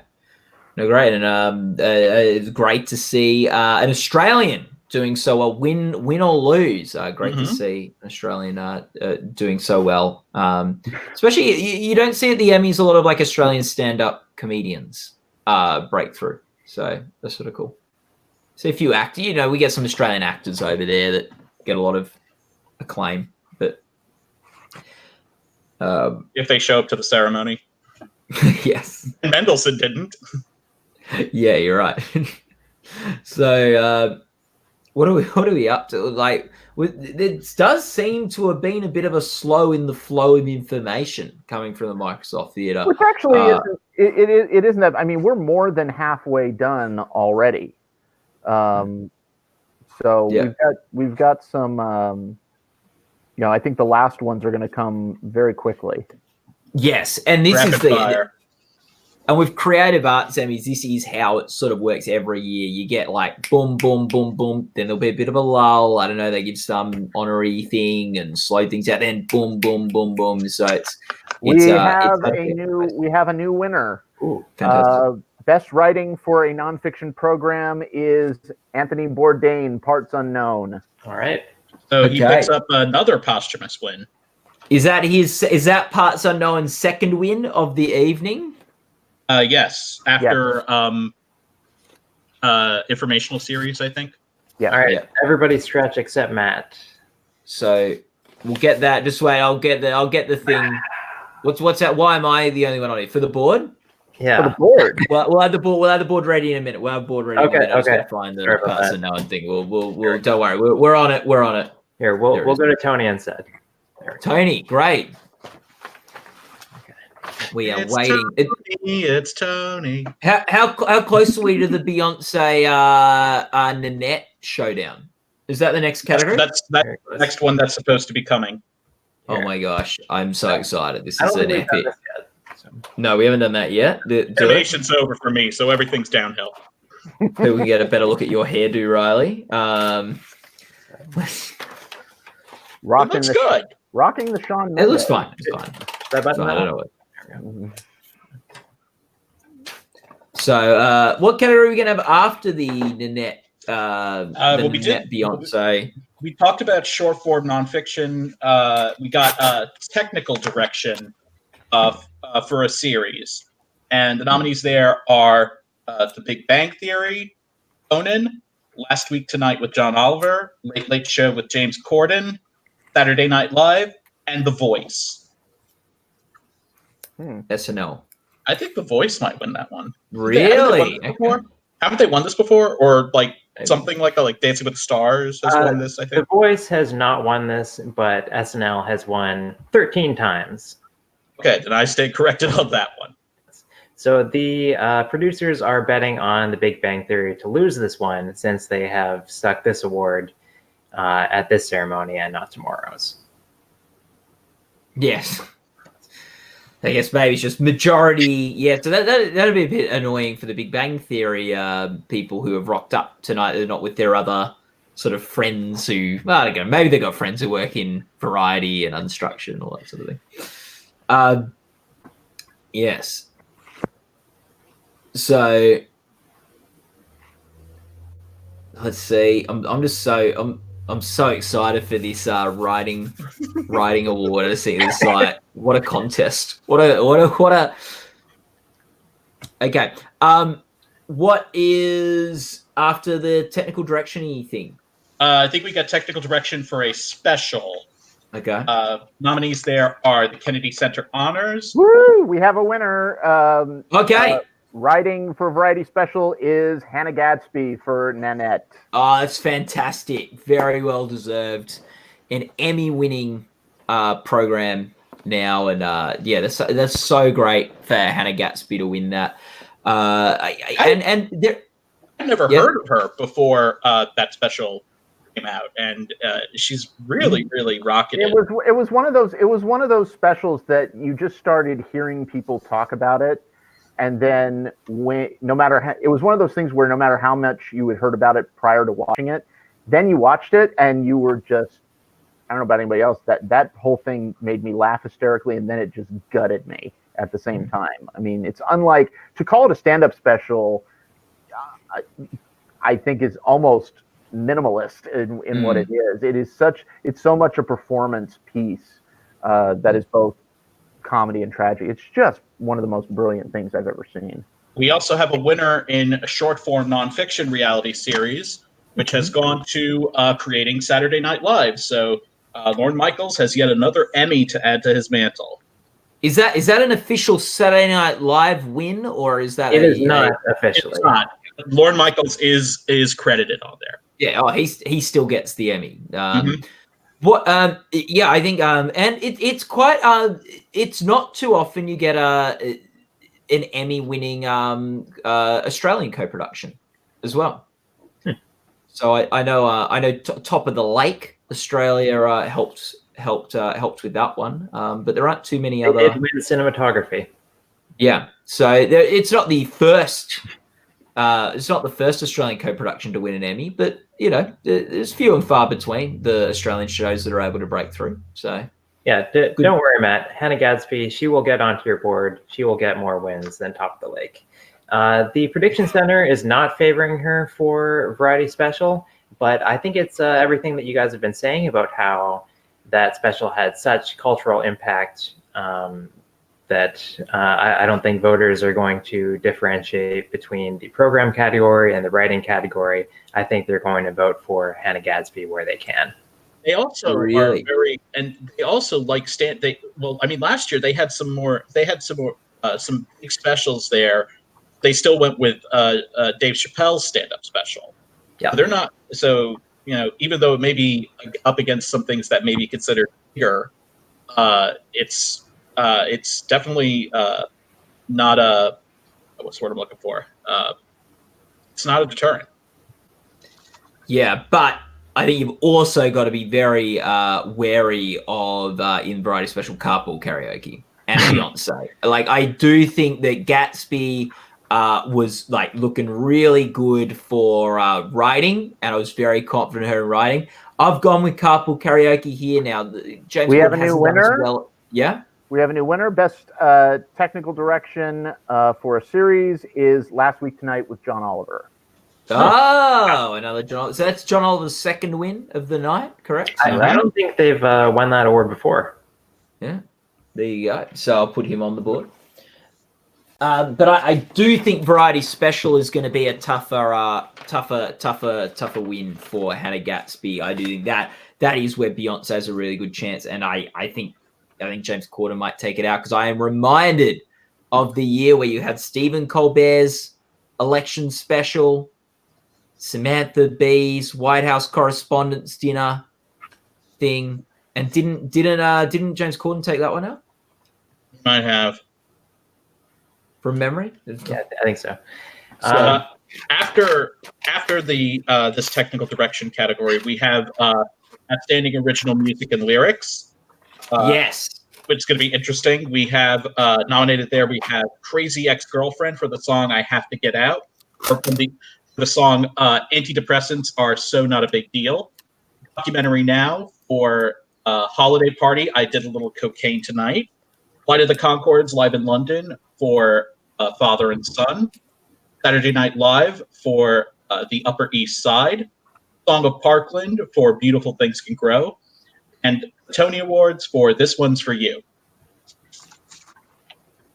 Yeah, this is a tricky one. Oh, yeah. This is a really tricky one, because when you look at, I mean, this is probably the most star-studded category thus far in terms of the people that are actually nominated. You have, everybody from, Rachel Bloom, John Mulaney, Seth Meyers, Jermaine Clement and Brett McKenzie, and Leslie Jones is in here. Sarah Bareilles, Josh Groban. So this is a very, very packed category. I would love for the Documentary Now song to win. That's what I'm predicting. I'm predicting the Documentary Now song too. Actually, I think that show did quite well with nominations this year. John Mulaney's just so well respected, and the episode is about the band and the song. Like, I think that Musical. So that's my prediction. Yeah, so I think that's musical that closed. Okay, we have a winner here. Technical direction or camera work for a limited series, movie, or special goes to Carpool Karaoke. Oh, finally. I don't think James Corden actually gets one for that. No, I don't. I'm not sure if he does for technical direction. Is that for the when Corden met McCartney, or No, just it's Primetime special? How to keep a track of all these Carpool Karaokes, which is why for the special, I do think James Corden has a crack, because that is for the McCartney one, correct? Yes. So, and I think that was, I saw so many people share that around on social media and Facebook and stuff when that dropped, the Call McCartney. I think that was something that really tapped into a lot of people. I'm not sure if it's quite the cultural phenomenon of Beyonce or Nanette, but I do think like more people in my life, I think, saw the McCartney thing than the other two. Okay. And getting back to music and lyrics now, with you also have Flight of the Conchords. This would be a very big chance to make up for. I don't think Jermaine or Brett won any Emmys. No. The show might have been Emmy-less as well, including for original songs. So that's all. And I know that's up in our prediction center as well. Yeah, they always got. I think Flight of the Conchords did very well with Emmy nominations. The show really broke through. Comedy series, Jermaine got actor, writing, director, all these nominations. They did really well, but they were never able to win one. And it'd be really cool. Those guys are so clever, so funny. New Zealanders, there's be a sort of New Zealand co-production winning an award right off the back. Country you used to feel superior. Yeah. Yes. So that'll be great. And they're so good. I love them. And that Father-Son song is a great song. I prefer Brett's also an Academy Award winner. Yeah, he's an Oscar winning for the Man or a Muppet. Yeah. And I believe he has that in his contract that every time someone refers to him, it has to be Academy Award winner Mackenzie. Yeah. So he could get an Emmy to go with. Oh, sorry, Riley. Oh, the Emmys only nominated Jermaine in Best Actor, but Brett got last laugh with that Oscar win. This music and lyrics category is the last category of the music branch that is holding on, where it's still panels and tape viewing that determines the nominees. Up until this year, all of the music categories except for music supervision were determined that way. Now it's just open to a popular vote. And that's also the case with the winners. So kind of anything that is nominated in this category that's not from a series nominee or some high profile series probably doesn't have a chance. One thing that would be funny is if Sarah Bareilles and Josh Groban won this for a song that is about never winning anything, because if you look at both Sarah Bareilles and Josh Groban, they've never won anything in terms of the big peer awards. They both have multiple Grammy nominations. Sarah Bareilles has a ton. We got a winner for the interactive program category. Yeah. Congratulations, NASA. You all get to fight over one trophy. Oh, fantastic. Look at this. Big government coming in and taking Emmys now. Did Terry Crews finally show up? Yeah. I guess, yeah. Insert joke about Los Angeles traffic right here. Took me Okay, there you 45 minutes to go from Santa Monica to Burbank. What the hell is that? Yeah, no, it's not great. They did a whole this weekend. Yeah, they did a whole song about it in La La Land. That's how bad the traffic is. Mm-hmm. Update with the board. We might as well. I don't think we've shown the latest update. We've got Last Week Tonight, and Anthony Bourdain parts unknown, SNL, and the United Shades of America all on 2. We've got Queer Eye and RuPaul's Drag Race on 3, and Free Solo still at the top of the mountain on 4. And Last Week Tonight won that Technical Direction Award, and they're the first talk show to win in 14 years since David Letterman. Oh, wow. That's great. And that was their second win, though. I got the number right, didn't I, Riley? Yes. The board has Also- sometimes been wrong. Also, Free Solo just won the juried award for Best Creative Achievement in Interactive Media for an unscripted program. So that's up to 5 now, is it? That is 5. And that is another one for Jimmy Chin and Elizabeth Chai Gosarelli. There you go. Free Pronounce that Solo on right? 5. It's setting a mark. Free Solo only has 7 nominations too, so it can't climb much higher. And has it lost any already? I don't think so. I think the juried award was already before tonight, wasn't it? So does that count as one of the nominations? So I believe the Emmys are actually now counting the Creative Achievement Awards in Interactive differently, because this was a point of contention between us in previous live creative art shows. But now they're actually crediting stuff like Game of Thrones, 360 experience or whatever, as actually part of Game of Thrones. So I think Free Solo is the same. Okay, cool. So we're right on 5, Riley. We're right on 5's the right number to have it on. Yeah, I'll check on that. Just make sure. Yeah, double check. Well, we can amend it if there's an issue. And then we have another music category after the music and lyrics, and that is for Charlie. Correct me if I'm wrong. It's music direction, right? That is correct. Okay. And among those nominees, we have 2 nominations for Ricky Minor, one for Aretha, a Grammy celebration, one for the Oscars. We also have Alex Lacamoire for Fosse Verdon, Beyonce and Derek Dixie for Homecoming, Greg Philingines, I hope I'm not screwing that up, for Q85, a musical celebration for Quincy Jones, and Saturday Night Live. Yeah, so Matt, they are counting Free Solo 360 as part of Free Solo. Okay, cool.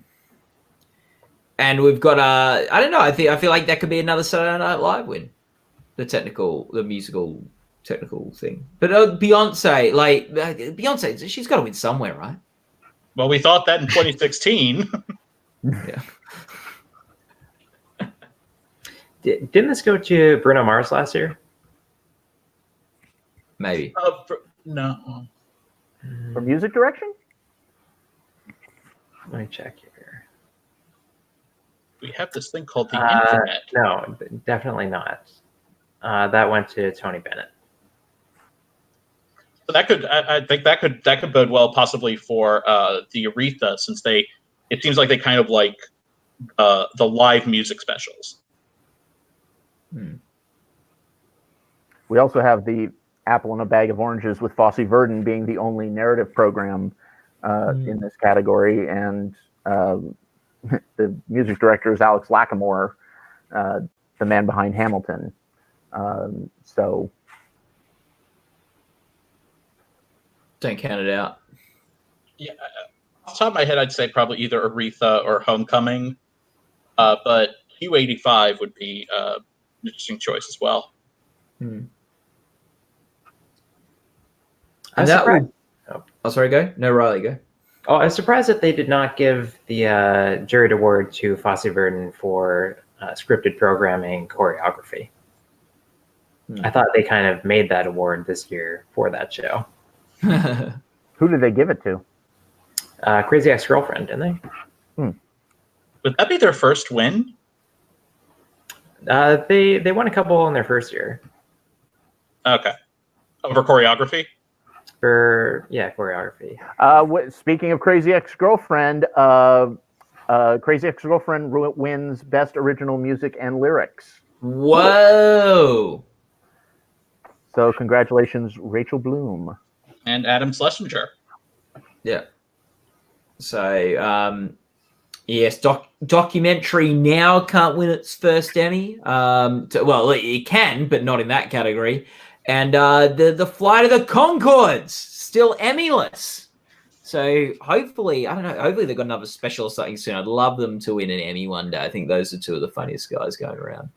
And I guess now Leslie Jones will not be winning an Emmy for Saturday Night Live. Unless she comes back and hosts.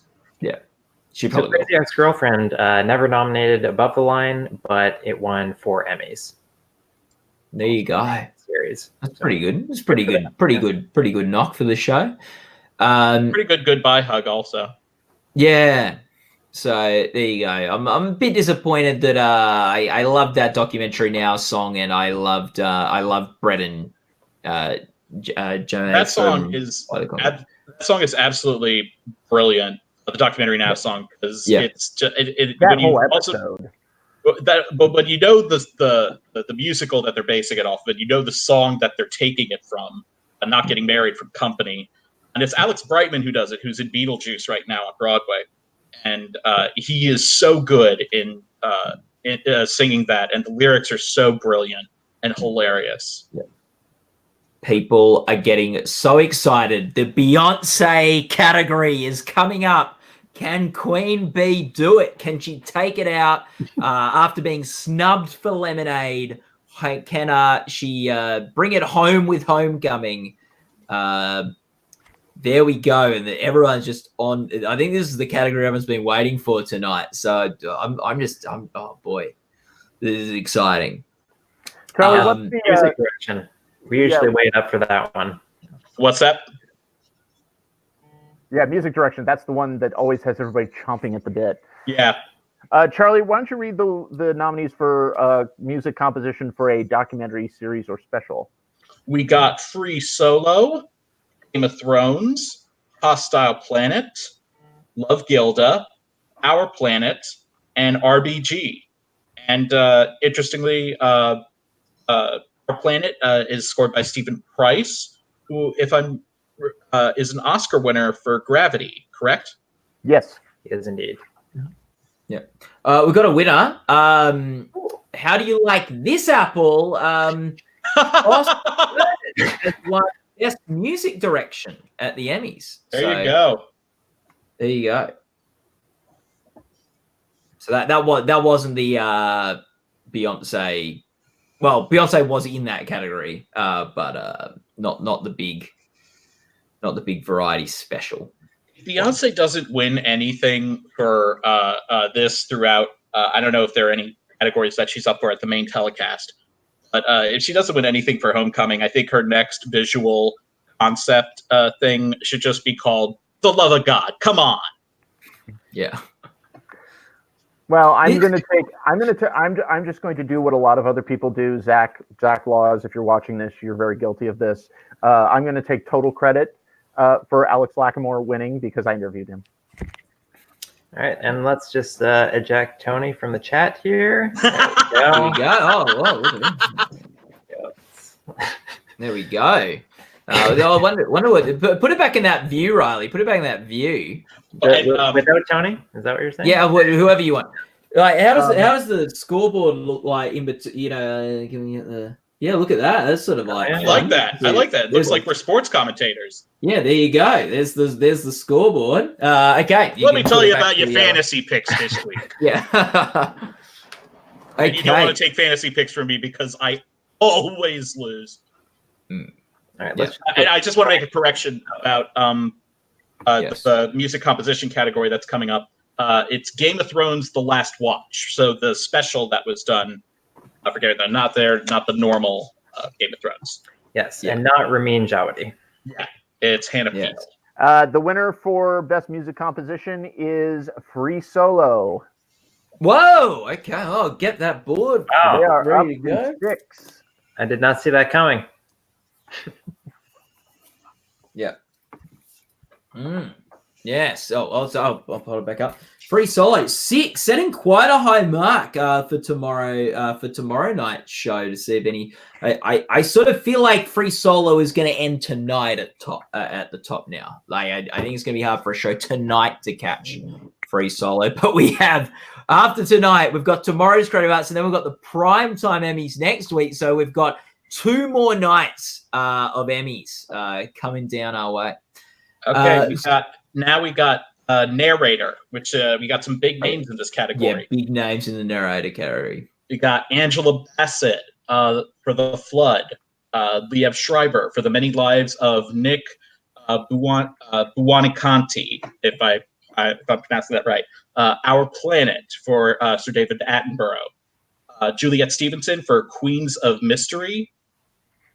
Charles Dance for Savage Kingdom, and Anthony Mendez for Wonders of Mexico. Boy. So David Attenborough is who I would say. I would love if Angela Bassett won because, oh my God, her voice is just, it's Golden. just, Golden. it is a national treasure. She could win. I'll never forget when I was in Los Angeles 2 years ago, I saw her on a red carpet and she was just passing by and I just wanted to say, and I just said, I loved you in BoJack Horseman. And she stopped and she turned to me. And I thought to myself, she's either going to acknowledge me or scold me, but either way, this is fantastic. And she said, oh, thank you so much. You know, I'm going back next season. And I was like so happy. So, yeah, Riley, do you have a thought on that category, best narrator? I'm going with David Attenborough. He won last year, but he doesn't always win. I feel like people, they do like Angela Bassett's voice, and she might be something different. Yeah. Tony? The safe choice is David Attenborough. Angela Bassett's voice was heavily featured at the same Nat Geo event that we went to. And she's somebody who's so overdue for some awards love that I would love it for it to be her. But I think David Attenborough's the safe pick. Hasn't Liev Schreiber won this category in the past? I believe so. He seems to always be nominated, at least.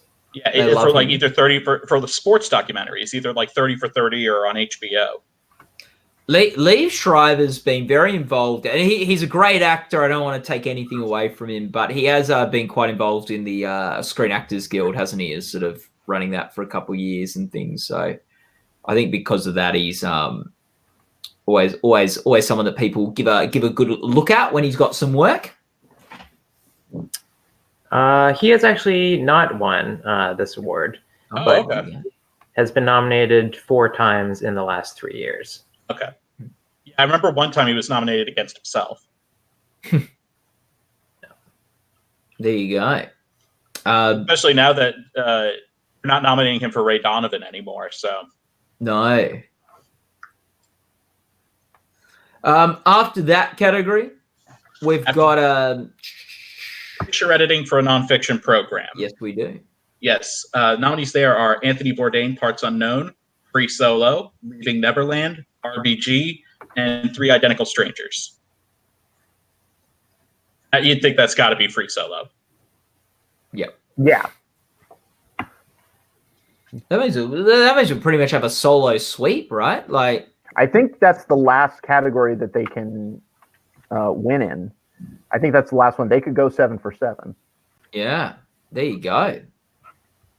So that's pretty cool. Yeah. After that, we got a short form animated program. And we got there Love, Death, and Robots, Robot Chicken, SpongeBob SquarePants, Steven Universe, and Teen Titans Go. And by the way, I love the name of the episode that Teen Titans Go is nominated for. It is called Nostalgia is Not a Substitute for an Actual Story. That is genius. It could win on that title. Yeah. I would say probably, I know Love, Death, and Robots is at top in our prediction centers. David Fincher is one of the executive producers. Steven Universe has won this category. Yeah. I would also, if they're sentimental. And the winner of Best Narrator is David Attenborough for Our Planet. Okay. Nice. That'll help my prediction score in the prediction I hope I predicted him, because I definitely thought he'd win just then when I was talking about it. But in that animated program category, I wouldn't count out SpongeBob because Steven Hillenburg just passed away. Creator of SpongeBob just passed away this year after being diagnosed with ALS. So that would be a very sentimental win if they were to pull that off. I could see Robot Chicken taking it out, though. They've won several times, so that wouldn't surprise me one bit. Including last year. I went with Yeah. I went with Love, Death and Robots. Why did I go with that one? And I went with Angela Bassett for narrator. So I'm really, really tanking it. You went with the and we got a winner for picture editing. It is indeed Free Solo. Okay. Whoa. Okay, guys. Free Solo goes 7 for 7. 7 for 7. Well, I'm pretty sure, if I've counted wrong or something, that's as high as it can go. So it doesn't have any more categories tomorrow night or next week. So that is Free Solo's limit. It has set a mark. It'll be, can anyone climb above it? Can anyone go higher? And some years nothing does. Yeah. I think there's that year Sherlock won 7. I think that was the highest that year. I think with comedy, it might be hard for a show too, because Maisel and Barry are both sort of competing for a lot of awards, and you could easily see them split it up. And it's really, sometimes when you have them like that, sometimes they do just go all with one. They just all fall to Barry, or they all fall to Maisel. That could easily like last year, they almost all of them fell to Maisel. Yeah. After short form animated program, we have short form variety series. Nominees there are Billy on the Street, Carpool Karaoke, the series, Day of Thrones, Honest Trailers, and The Randy Rainbow Show. I just want to say, I think that none of the ones that I would like to see win are going to win. Yeah. I think it's gonna be Carpool Karaoke. Yeah, that's probably your safe money. But what was the one? What was the first one that you wrote out? Billy on the Street. I'd love that to win. That would be great. He does such great work. Yeah, but yeah, I think probably. Yeah. Yeah, this is one where I'll bet on Carpool Karaoke. Yeah.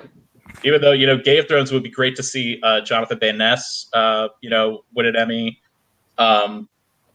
I would love to see Honest Trailers win. That's been so funny for so many years. They should have won at some point. Yeah. I also love Randy Rainbow. Randy Rainbow is great. So it'll be interesting. Basically, what we're saying is that we're rooting for anybody except the probable winner, which is Carpool Karaoke. I feel like people would be less maybe anti-Carpool Karaoke if it had never won anything before. People like, oh yeah, that's because it was a good concept, and it's fun. It's fun. Yeah, it's fun. Yeah, it's fun. James Corden does a very good job on that. I think his the way he does stuff with the guys. But I guess he sort of comes to the Emmys, wins an Emmy or two for that, upsets a few of people's favorites, and now maybe awards watchers are a bit over it. But it won't be an undeserved win. It's not like, oh my gosh, that rubbish. After that, do you want me to continue, or do you want to say? Yeah, right. Okay. After that, we got Outstanding Structured Reality Program. The nominees are Antiques Roadshow, Diners, Drive-Ins, and Dives, Queer Eye, Shark Tank, Tidying Up with Marie Kondo, and Who Do You Think You Are? All right, so there's no suspense in that one.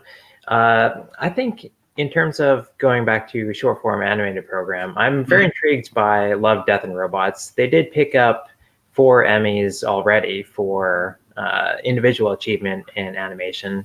They had 4 separate people each get their own award for different aspects of the show. It's very different than anything I feel like we've seen in the category.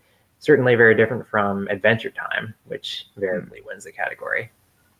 But it's won it twice. It won it in 2015 and 2017. Yeah. So really, should Love, Death, and Robots be on the scoreboard at 4? Yeah. Yeah. Okay. Well, I'll wait. Before writing it on, I will wait for them to announce whether they've won the next category to know whether to put them on 5 or 4. But they've won 4 Emmys. Yeah. What were the other shows that picked up juried animation awards? Good question. Check on that one. Age of Sail won 3 times, and Carmen Sandiego won once. Okay. There you go. I guess Age of Sail should be on the board as well. And Age of Sail failed to pick up an Oscar nomination for short. So that was the VR experience one. So how many did Age of Sail win? How many awards is that one? 3. 3. Okay, I'll put it on there, right on there. Yeah, so their production designer won, their character designer won, and their colorist also won. And they were considered separate achievements, so they all get separate trophies. Okay. Age of Sail on the board, and we'll put Love, Death, and Robots on there. So is it SAIL or SALE? It's SAIL. Okay, so the ship, not the discount. Yeah. So very good. Because it's probably worth explaining this, is that Gold Derby, we do not view honorary awards as counting as awards. Honorary Oscars, honorary Emmys doesn't count, but juried awards we do. Okay, so they're based on merit. So that's how we approach our award tallies and record books, and whether someone's won an EGOT or the Entertainment Grand Slam and things. We always we go to awards won, not honorary awards, because even a juried award, even though there might not be nominees, is the work is reviewed and there is a vote on whether an Emmy should be given. It's for a specific piece of work. Yes. Whereas an honorary is more just, okay, for your whole life's work, we're giving this to you, sort of thing. So honorary awards, we don't count in tallies. Juried awards, we do. That's right, isn't it? Yeah. Yes. Yeah. Very solid. It is a Academy Award winning motion picture for best documentary.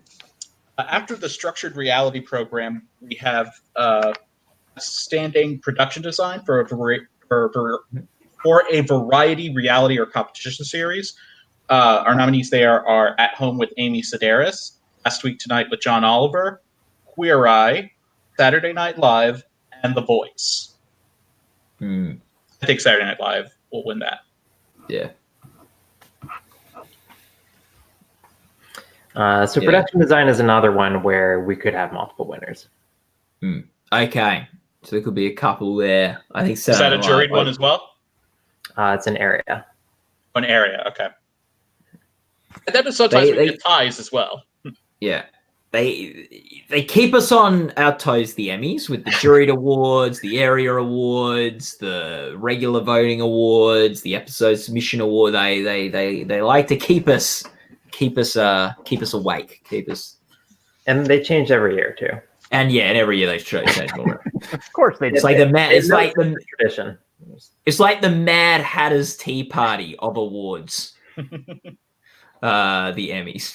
They have over 100 categories spread across 3 nights. Yeah, and each year, let's get up and move them all around. And we have a new love winner. every moment of it.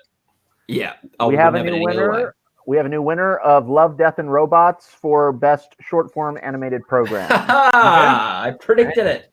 So David Fincher gets another Emmy, and the creator of that show is the director of Deadpool. He gets an Emmy, and the head writer of Mindhunter is also a producer on that show.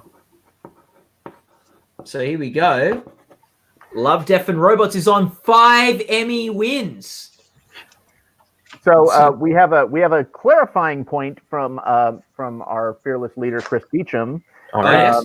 That Matt is absolutely correct. If Bruce Springsteen wins in the final category tonight, he does not have EGOT status. Some websites are apparently reporting that if he wins tonight, he'll get an EGOT because his Tony Award. His Tony Award last year was an honorary Tony. It's not a.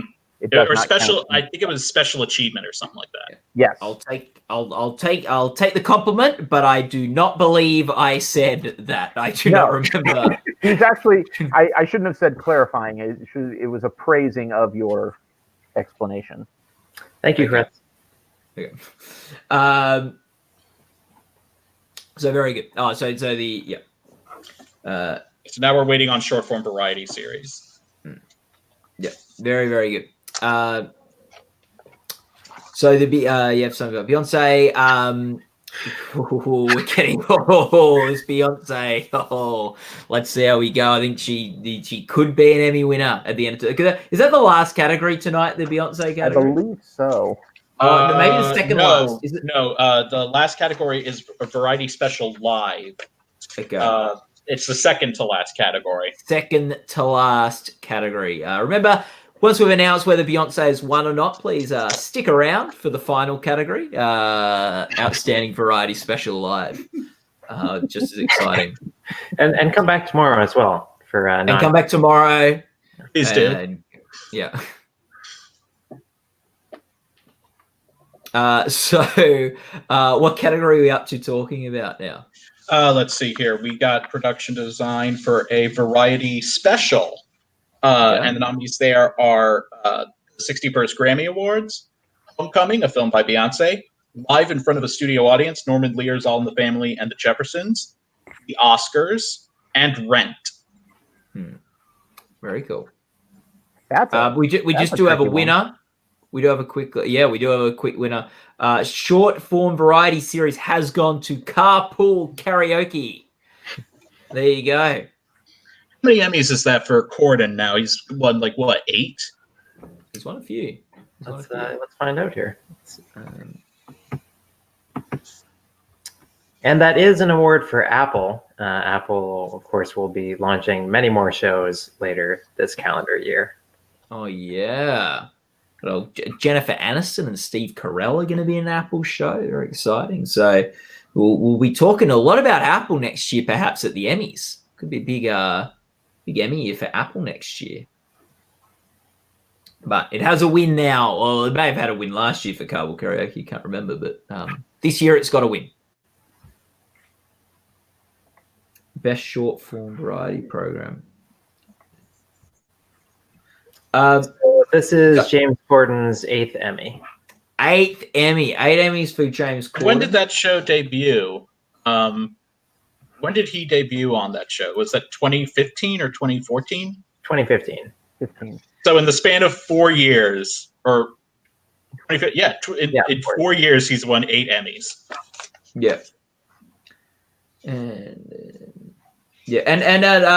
not just James Corden winning, but Ben Winston, one of the executive producers, who actually did an interview with me for Gold Derby, campaigning for all these sort of awards that he got nominated for. So congratulations to Ben. No one likes a show off, Matt. Well, no, I'm just saying. It's really for the site more than me. We're covering award stuff. Who doesn't? This is all about show off. That's the joke. Ben Winston. The really cool thing chatting with him was he loves his late night talk shows and like history of television and stuff like that. He had pictures of the Muppets behind him, and he keeps his Emmys. Oh, this is an Emmy related thing, and you can watch the video. We've got this on video. He turns his camera around, but he keeps his Emmys on the bridge that David Letterman had in his background for all those years.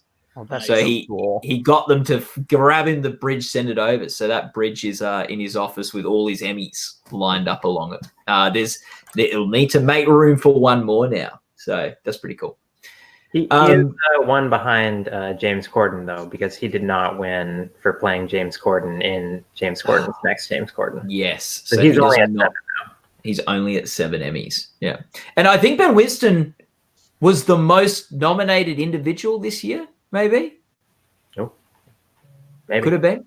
Because he was nominated for directing the Paul McCartney thing as well.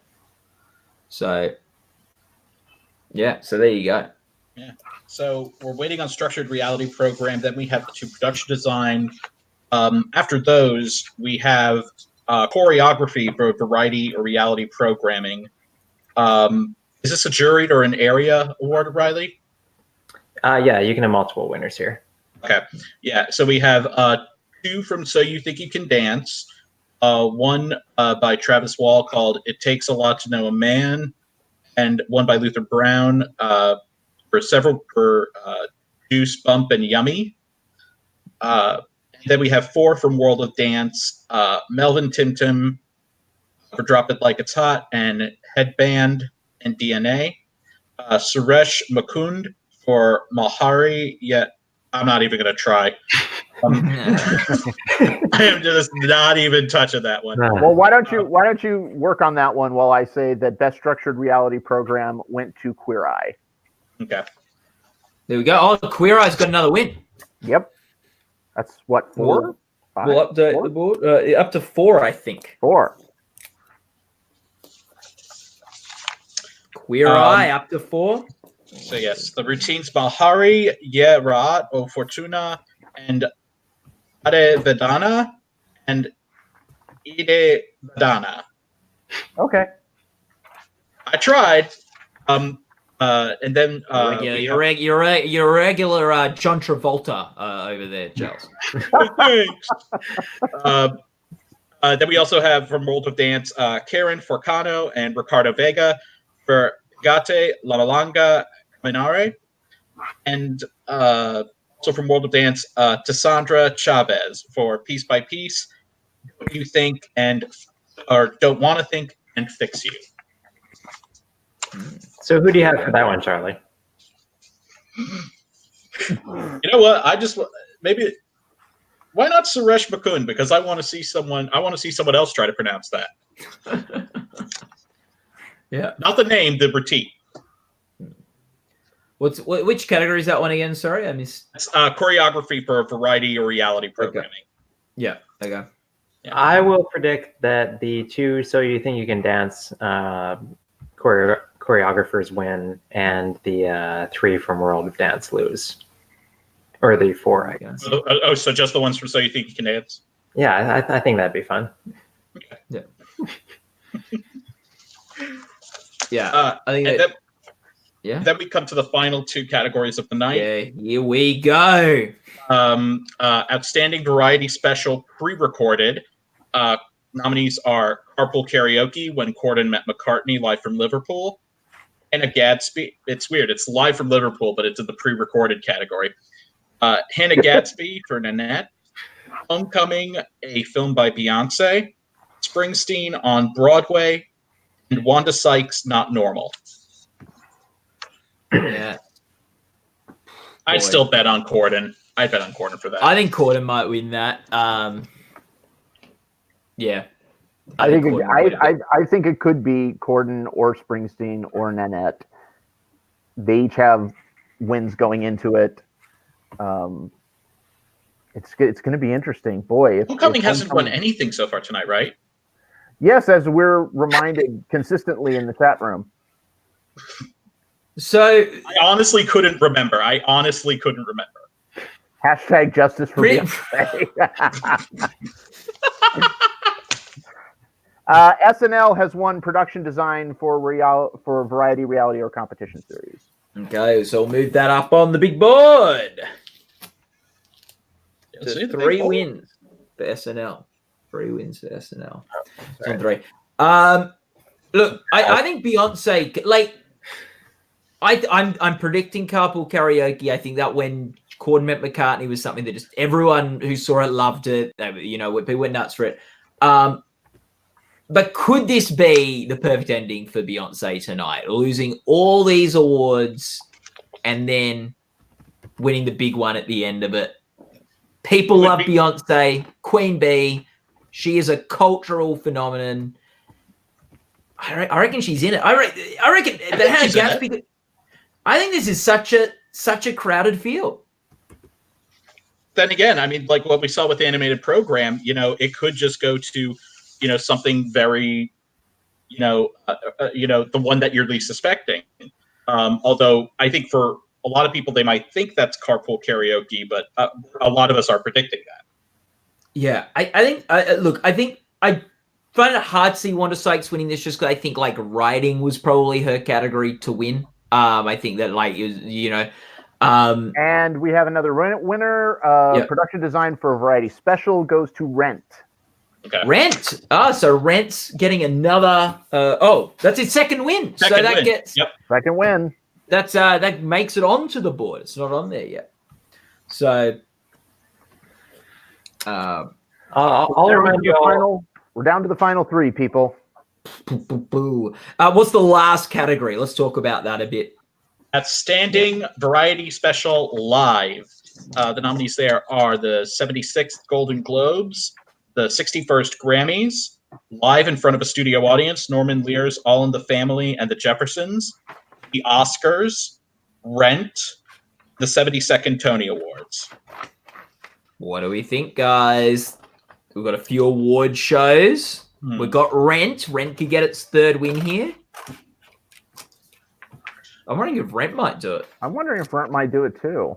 No, it'll be live in front of a studio audience, and Will Ferrell will get an Emmy. And Adam McKay, Justin Theroux will get an Emmy. Jimmy Kimmel. Norman Lear will have another to add to his collection.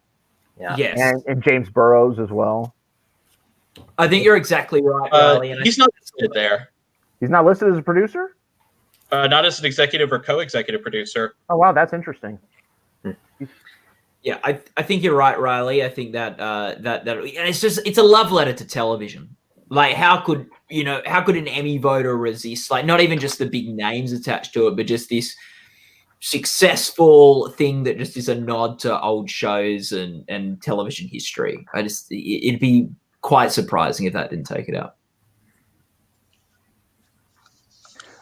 One interesting fact, a lot of these SNL wins, at least 2 or 3 of them that I've looked at, are all for the John Mulaney episode. That could be quite interesting when it comes to guest actor. That could also be interesting for the writing for a variety series category, because that is the episode they submitted, was the Mulaney episode. Yeah. No, I'm still going to predict John Oliver, but that does make that interesting.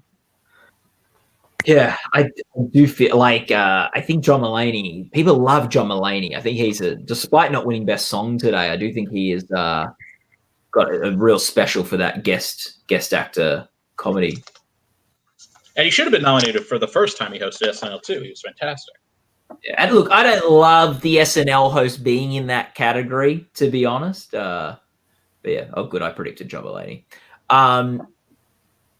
But yeah, so we'll see what happens. I'll take this time to remind us all what happened last year in a variety special pre-recorded, where Carpool Karaoke was the front runner and Dave Chappelle was ranked last in our odds, but I predicted him. Whoa, that's good news for Hannah for Hannah Gadsby, to be honest. I feel like she's very much like the sort of Dave Chappelle of this year in terms of just culturally impacting stand-up performance. I know where you're coming from on that, Matt, but I never thought I would hear Hannah Gadsby compared to Dave Chappelle. That is just, and I know where you were coming from on that, but still, I think that's just. They both speak to they both important social commentators. It's the power. Yeah. I thought the Oscars might be doing better overall since they got so much buzz and good reviews for going hostless. Yeah, that's true. We do have a winner here for choreography for variety or reality program, and it is for one of the World of Dance choreographers, and it's Cassandra Chavez. For her routines Piece by Piece, Want to Think, and Fix You. There you go. So, did it World of Dance. That's just one win, is it? Just one? That's what they have posted right now. Okay. There's nothing saying that there's multiple winners, but we'll wait and see on that. Yeah, you can put it on the board if it gets if it's tied with itself and had 2 Emmy wins there. So we've got the 2 big ones now. We are all eagerly anticipating to see if Queen Bee can do it. Oscars. I wanted to ask Riley, because you keep very meticulous track of this. The Oscars hasn't won the best special category in years, right? Yeah, I would say no. I think the Tonys used to win it a lot, but once the Tonys went on a run of like 3 or 4. Them or the Kennedy Center Honors. Yeah. It's been different since they opened up voting, and it's no longer by panel. Now, I think the masses are much less prone to pick these shows that are around every year. They'd much rather go with the flavor of the moment. The Oscars would win the directing award a lot, though. Yeah, like the Tonys used to win song a lot as well, where they can't seem to now. Yeah. Well, they haven't had any as memorable as some of those first, like especially like Neil Patrick Harris's "It's Not Just for Gays Anymore," which I think is still one of the best awards numbers I've ever seen. Yeah, so it's going to be interesting to see what happens there. We got Beyonce, we've got a Beatle, we've got Hannah Gadsby, got Bruce Springsteen, we've got the Boss. It's all happening in the next James category. And James Corden. Well, I said a Beatle, like I thought, like throw in there Paul McCartney, which is why I think, like, even though James Corden lost last year, I do think he is coming with a more like a more heavy hitting episode with that being with one of the Beatles, like one of the biggest sort of It's an established brand too. Yes, so I think it was just a regular Carpool Karaoke special thing he would have lost, but I think Paul McCartney. There's a lot of strength to taking Paul McCartney to Liverpool. But boy, and Paul McCartney's also someone that likes to have fun. He likes to have fun with his own image. Yeah. If you've ever seen like the interview he did on Saturday Night Live with Chris Farley, is just genius. His 2 lines on BoJack Horseman were fantastic. Yeah. And the winner for Best Variety Special pre-recorded is Carpool Karaoke. 9 Emmys for James Corden.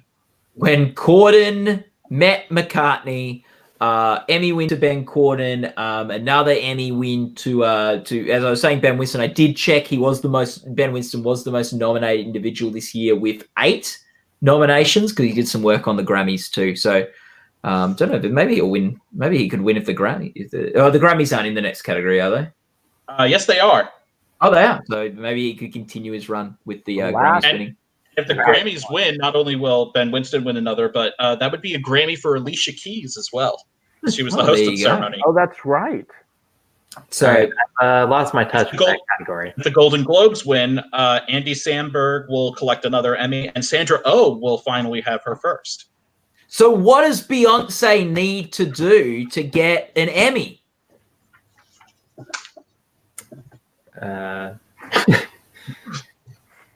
What's the easiest way to win an Emmy these days? Go on Carpool Karaoke. Go on Carpool Karaoke and get a producer credit. Get a producer credit. That's the key. Beyonce, if you go on Carpool Karaoke, you need to demand a producer credit to go on. It needs to be Beyonce presents Carpool Karaoke. Yeah. So Beyonce there you go. and James Corden present Carpool Karaoke featuring Beyonce and James Corden. Yeah. Maybe that'll be maybe that'll be the kiss of death for Carpool Karaoke. Maybe that's the year it'll get snubbed. They look at it and go, "Oh, Beyonce's involved this time." No, that would be horrible. Yeah.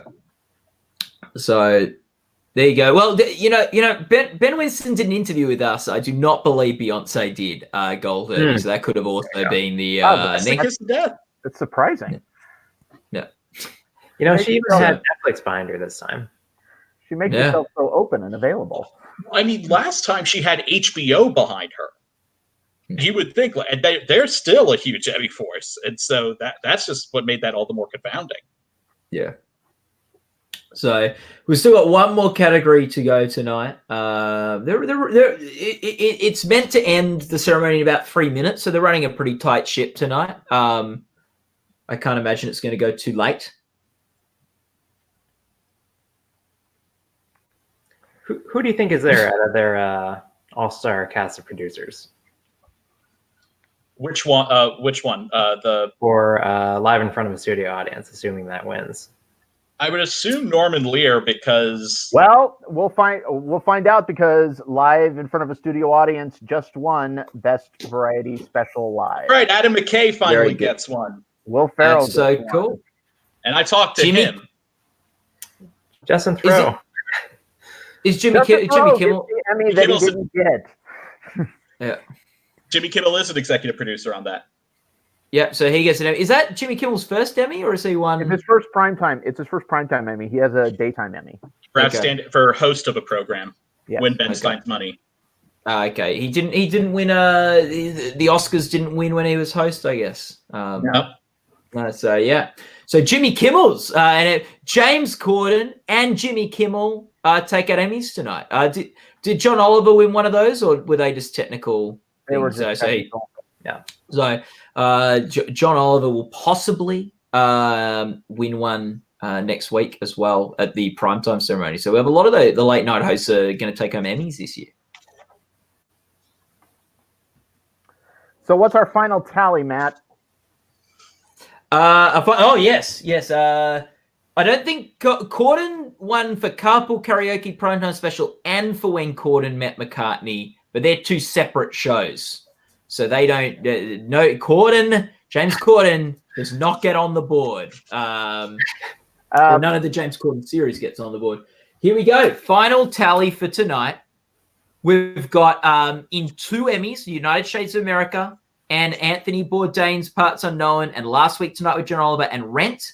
On 3, we have RuPaul's Drag Race, Saturday Night Live, and The Age of Sail. 4 Emmys, Queer Eye for the Straight Guy. Or do they just call it Queer Eye now? Is it just Queer Eye? Queer Eye. 5, oh, look, I'm dating myself. 5, Love, Death, and Robots, although 4 of them were juried awards that it came in tonight already sort of knowing they'd won. And up on 7 at the top of the mountain, it is sailed up to 7 awards, free solo, the Oscar-winning Best Documentary Feature, sitting on top at the Emmys with 7 awards. Can anything overtake it in the next 2 nights of Emmys? Tomorrow night and then next Sunday night. I have a feeling something might. I think something will. I wonder what it could be. Crazy Ex-Girlfriend is actually at 2 as well. Oh, the Crazy Ex-Girlfriend with. Oh, I'm so. Because it came in. Okay. And then it yes. Yeah. Oh, it came in with one too. That's right. Yeah, with the choreography one. Backstage news from the intrepid Chris Beecham. Norman Lear and Jimmy Kimmel were present for the win. Will Ferrell and Adam McKay were not there. Crazy Ex-Girlfriend is now on the board. So sorry to Rachel Bloom and the whole crew at Crazy Ex-Girlfriend for all the excitement. And it makes sense Jimmy Kimmel would go. His show's in LA, so he wouldn't have needed to make the trip out and Saturday night. So and it's his first Emmy win. Like, sometimes have some of these stars miss like the creative arts nights, and you get it. Maybe some of them have won a lot of Emmys before, and but if you know what, that's pretty cool to have a moment where you're up there holding an Emmy. Like. Mm-hmm. So I'm glad Jimmy Kimmel went there. But this means he can't do any more jokes about how he always loses. Yeah, he probably can. No, not according to the joke. Not according to the Award Joke Act of 1973. Fair enough. So that's a night. Are there any comments in the chat room? Like any ones that aren't fantasy? Oh, Our Planet. How many did Our Planet win? That won 2, didn't it, as well? Thank you, Mafoxy03. We'll whack Our Planet on the board as well. Too much excitement. Oh, here we go. Kid Portal 100 is also upset. Kid Portal, thank you. Thanks for the correction, guys. We'll have to. We'll have a. Keep us honest, people. We'll have a good chance of winning that interactive program award next year for all this interactive corrections of the board. I've been joking about doing that for a while. Have we ever actually thought about actually saying, "Let's do it"? We'll need to talk with Tom, but I think it's a conversation worth having. You probably consult with the boss. But yeah. Okay, there we go. Our Planet on 2 as well. Fantastic. What else have I missed, guys? You even had a little cutout there, so you were prepared. I was prepared. I was prepared with Our Planet. I think I had a thing for anything with at least 4 nominations. I think I had a thing for. So, and then I think I threw in a few other extras that I thought might, but missed a few. Question. Is variety writing tomorrow or primetime? So variety series writing is primetime. So that'll be next week. Which is always great. One of my favorite awards in primetime because they usually do funny little packages where they list all the writers. Last time. They didn't. Remember, that was the one that, Matt, you and I were there for. Yeah, and you're right. I was so looking forward to that category and because of that. And they didn't have any of that. And I'm like, oh. Why? The Emmys are dead. The Emmys are dead.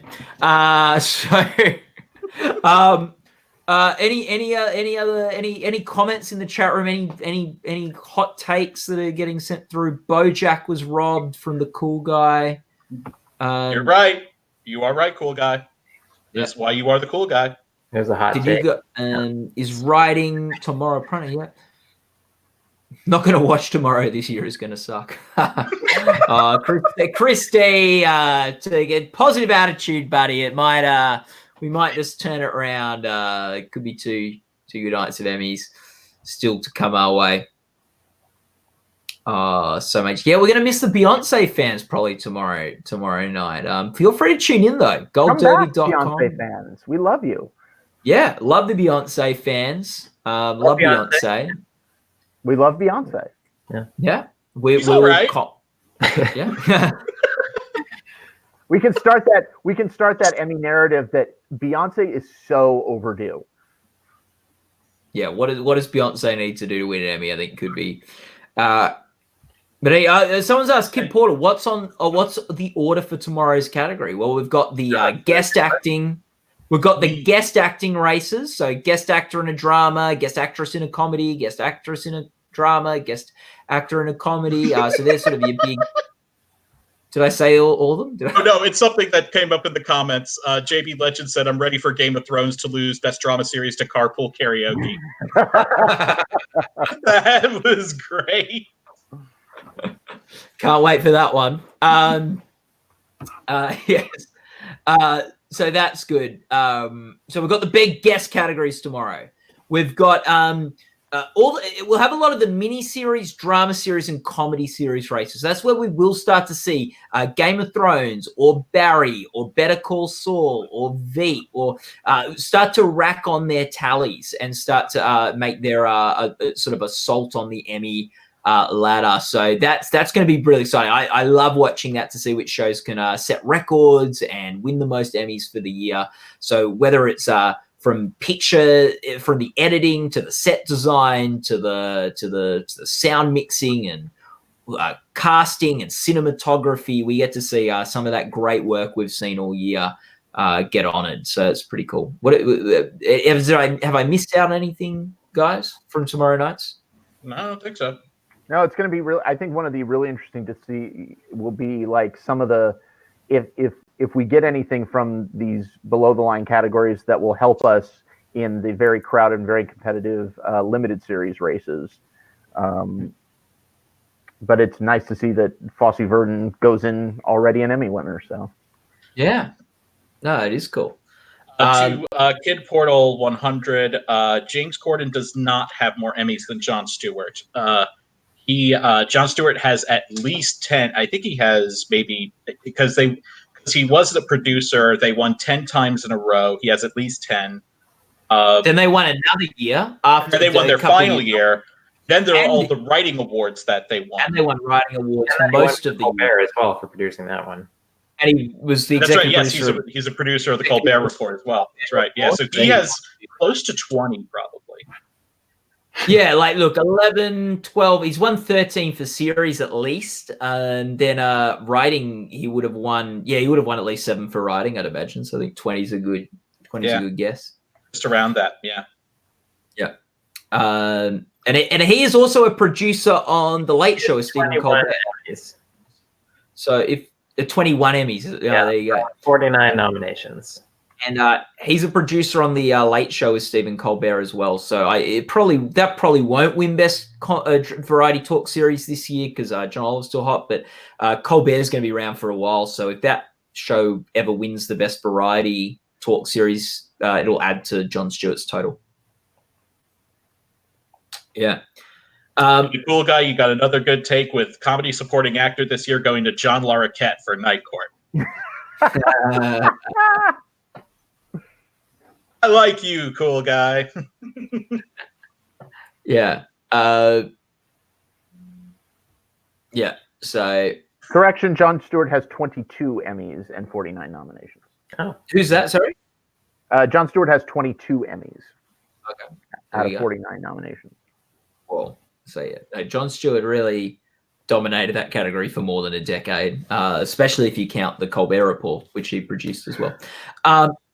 So so we're going to wrap up soon, but quickly before we do, let's talk about our big takeaway for tonight, and also our thoughts heading into the next two nights of Emmys. So, Riley, what's your big takeaway from this evening? Well, Who is America lost editing, so it's not going to be winning either of its categories next week. Yep.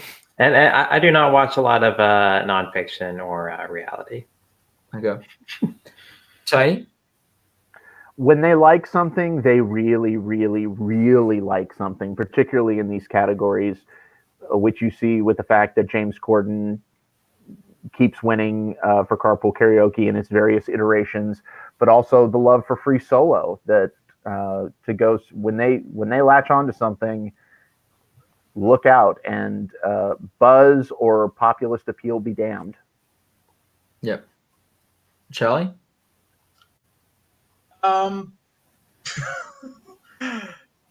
It's I really got nothing. I think this That's a first.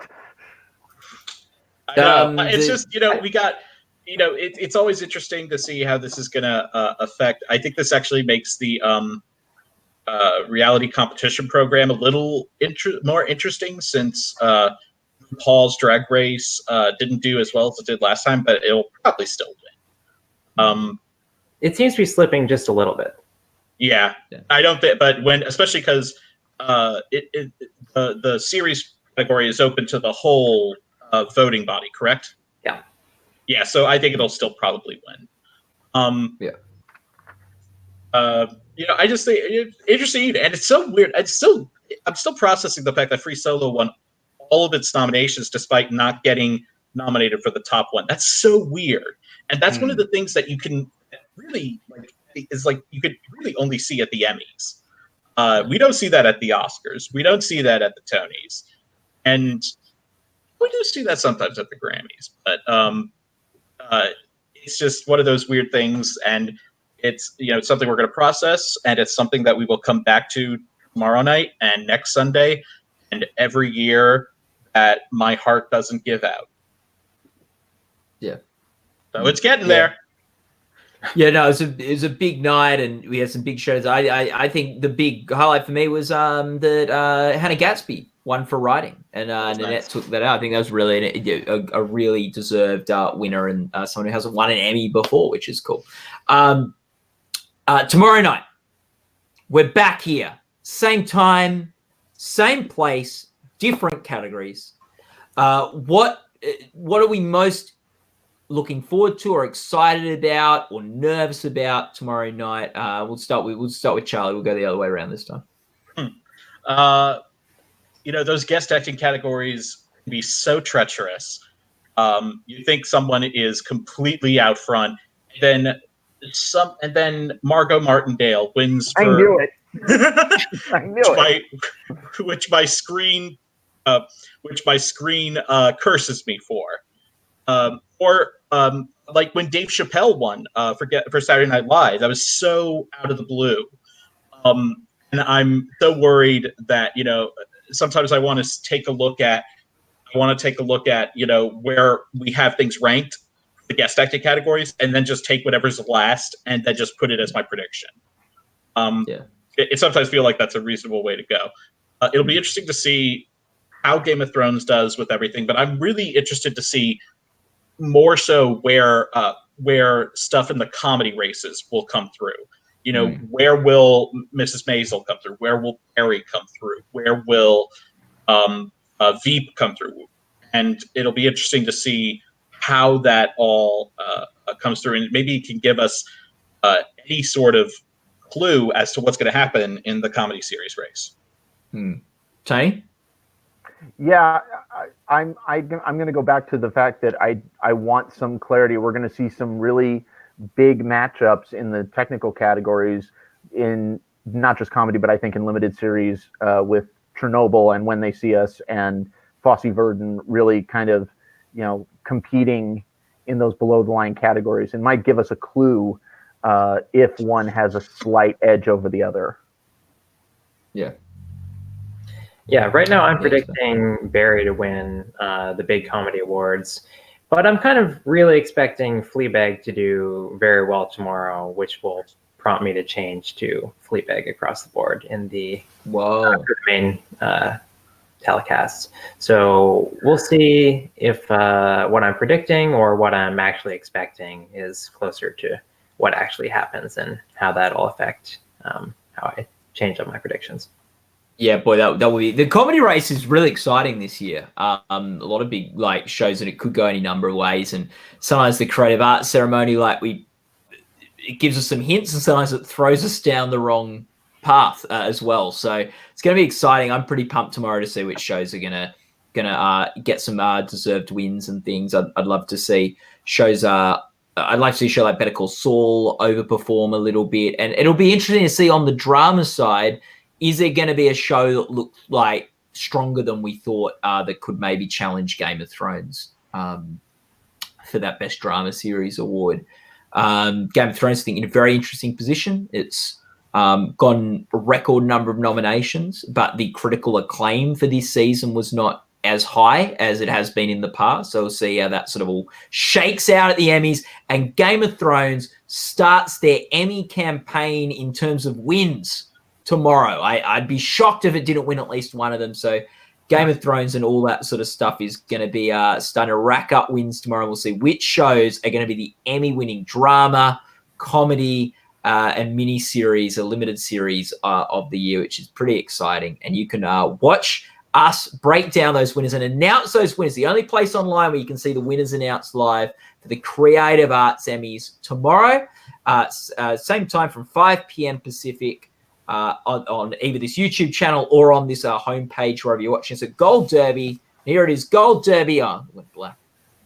Gold Derby, the website you can go to check odds and how different chances are tracking. Make your own predictions for entertainment awards. Join the forums and the discussions. Read the articles and all the exclusives. It is especially over these next 7 or 8 days the website you want to be going to the most as we update predictions and cover the Emmys like no one else does. Thanks for watching, guys. Are we done? No. It still says live. We are still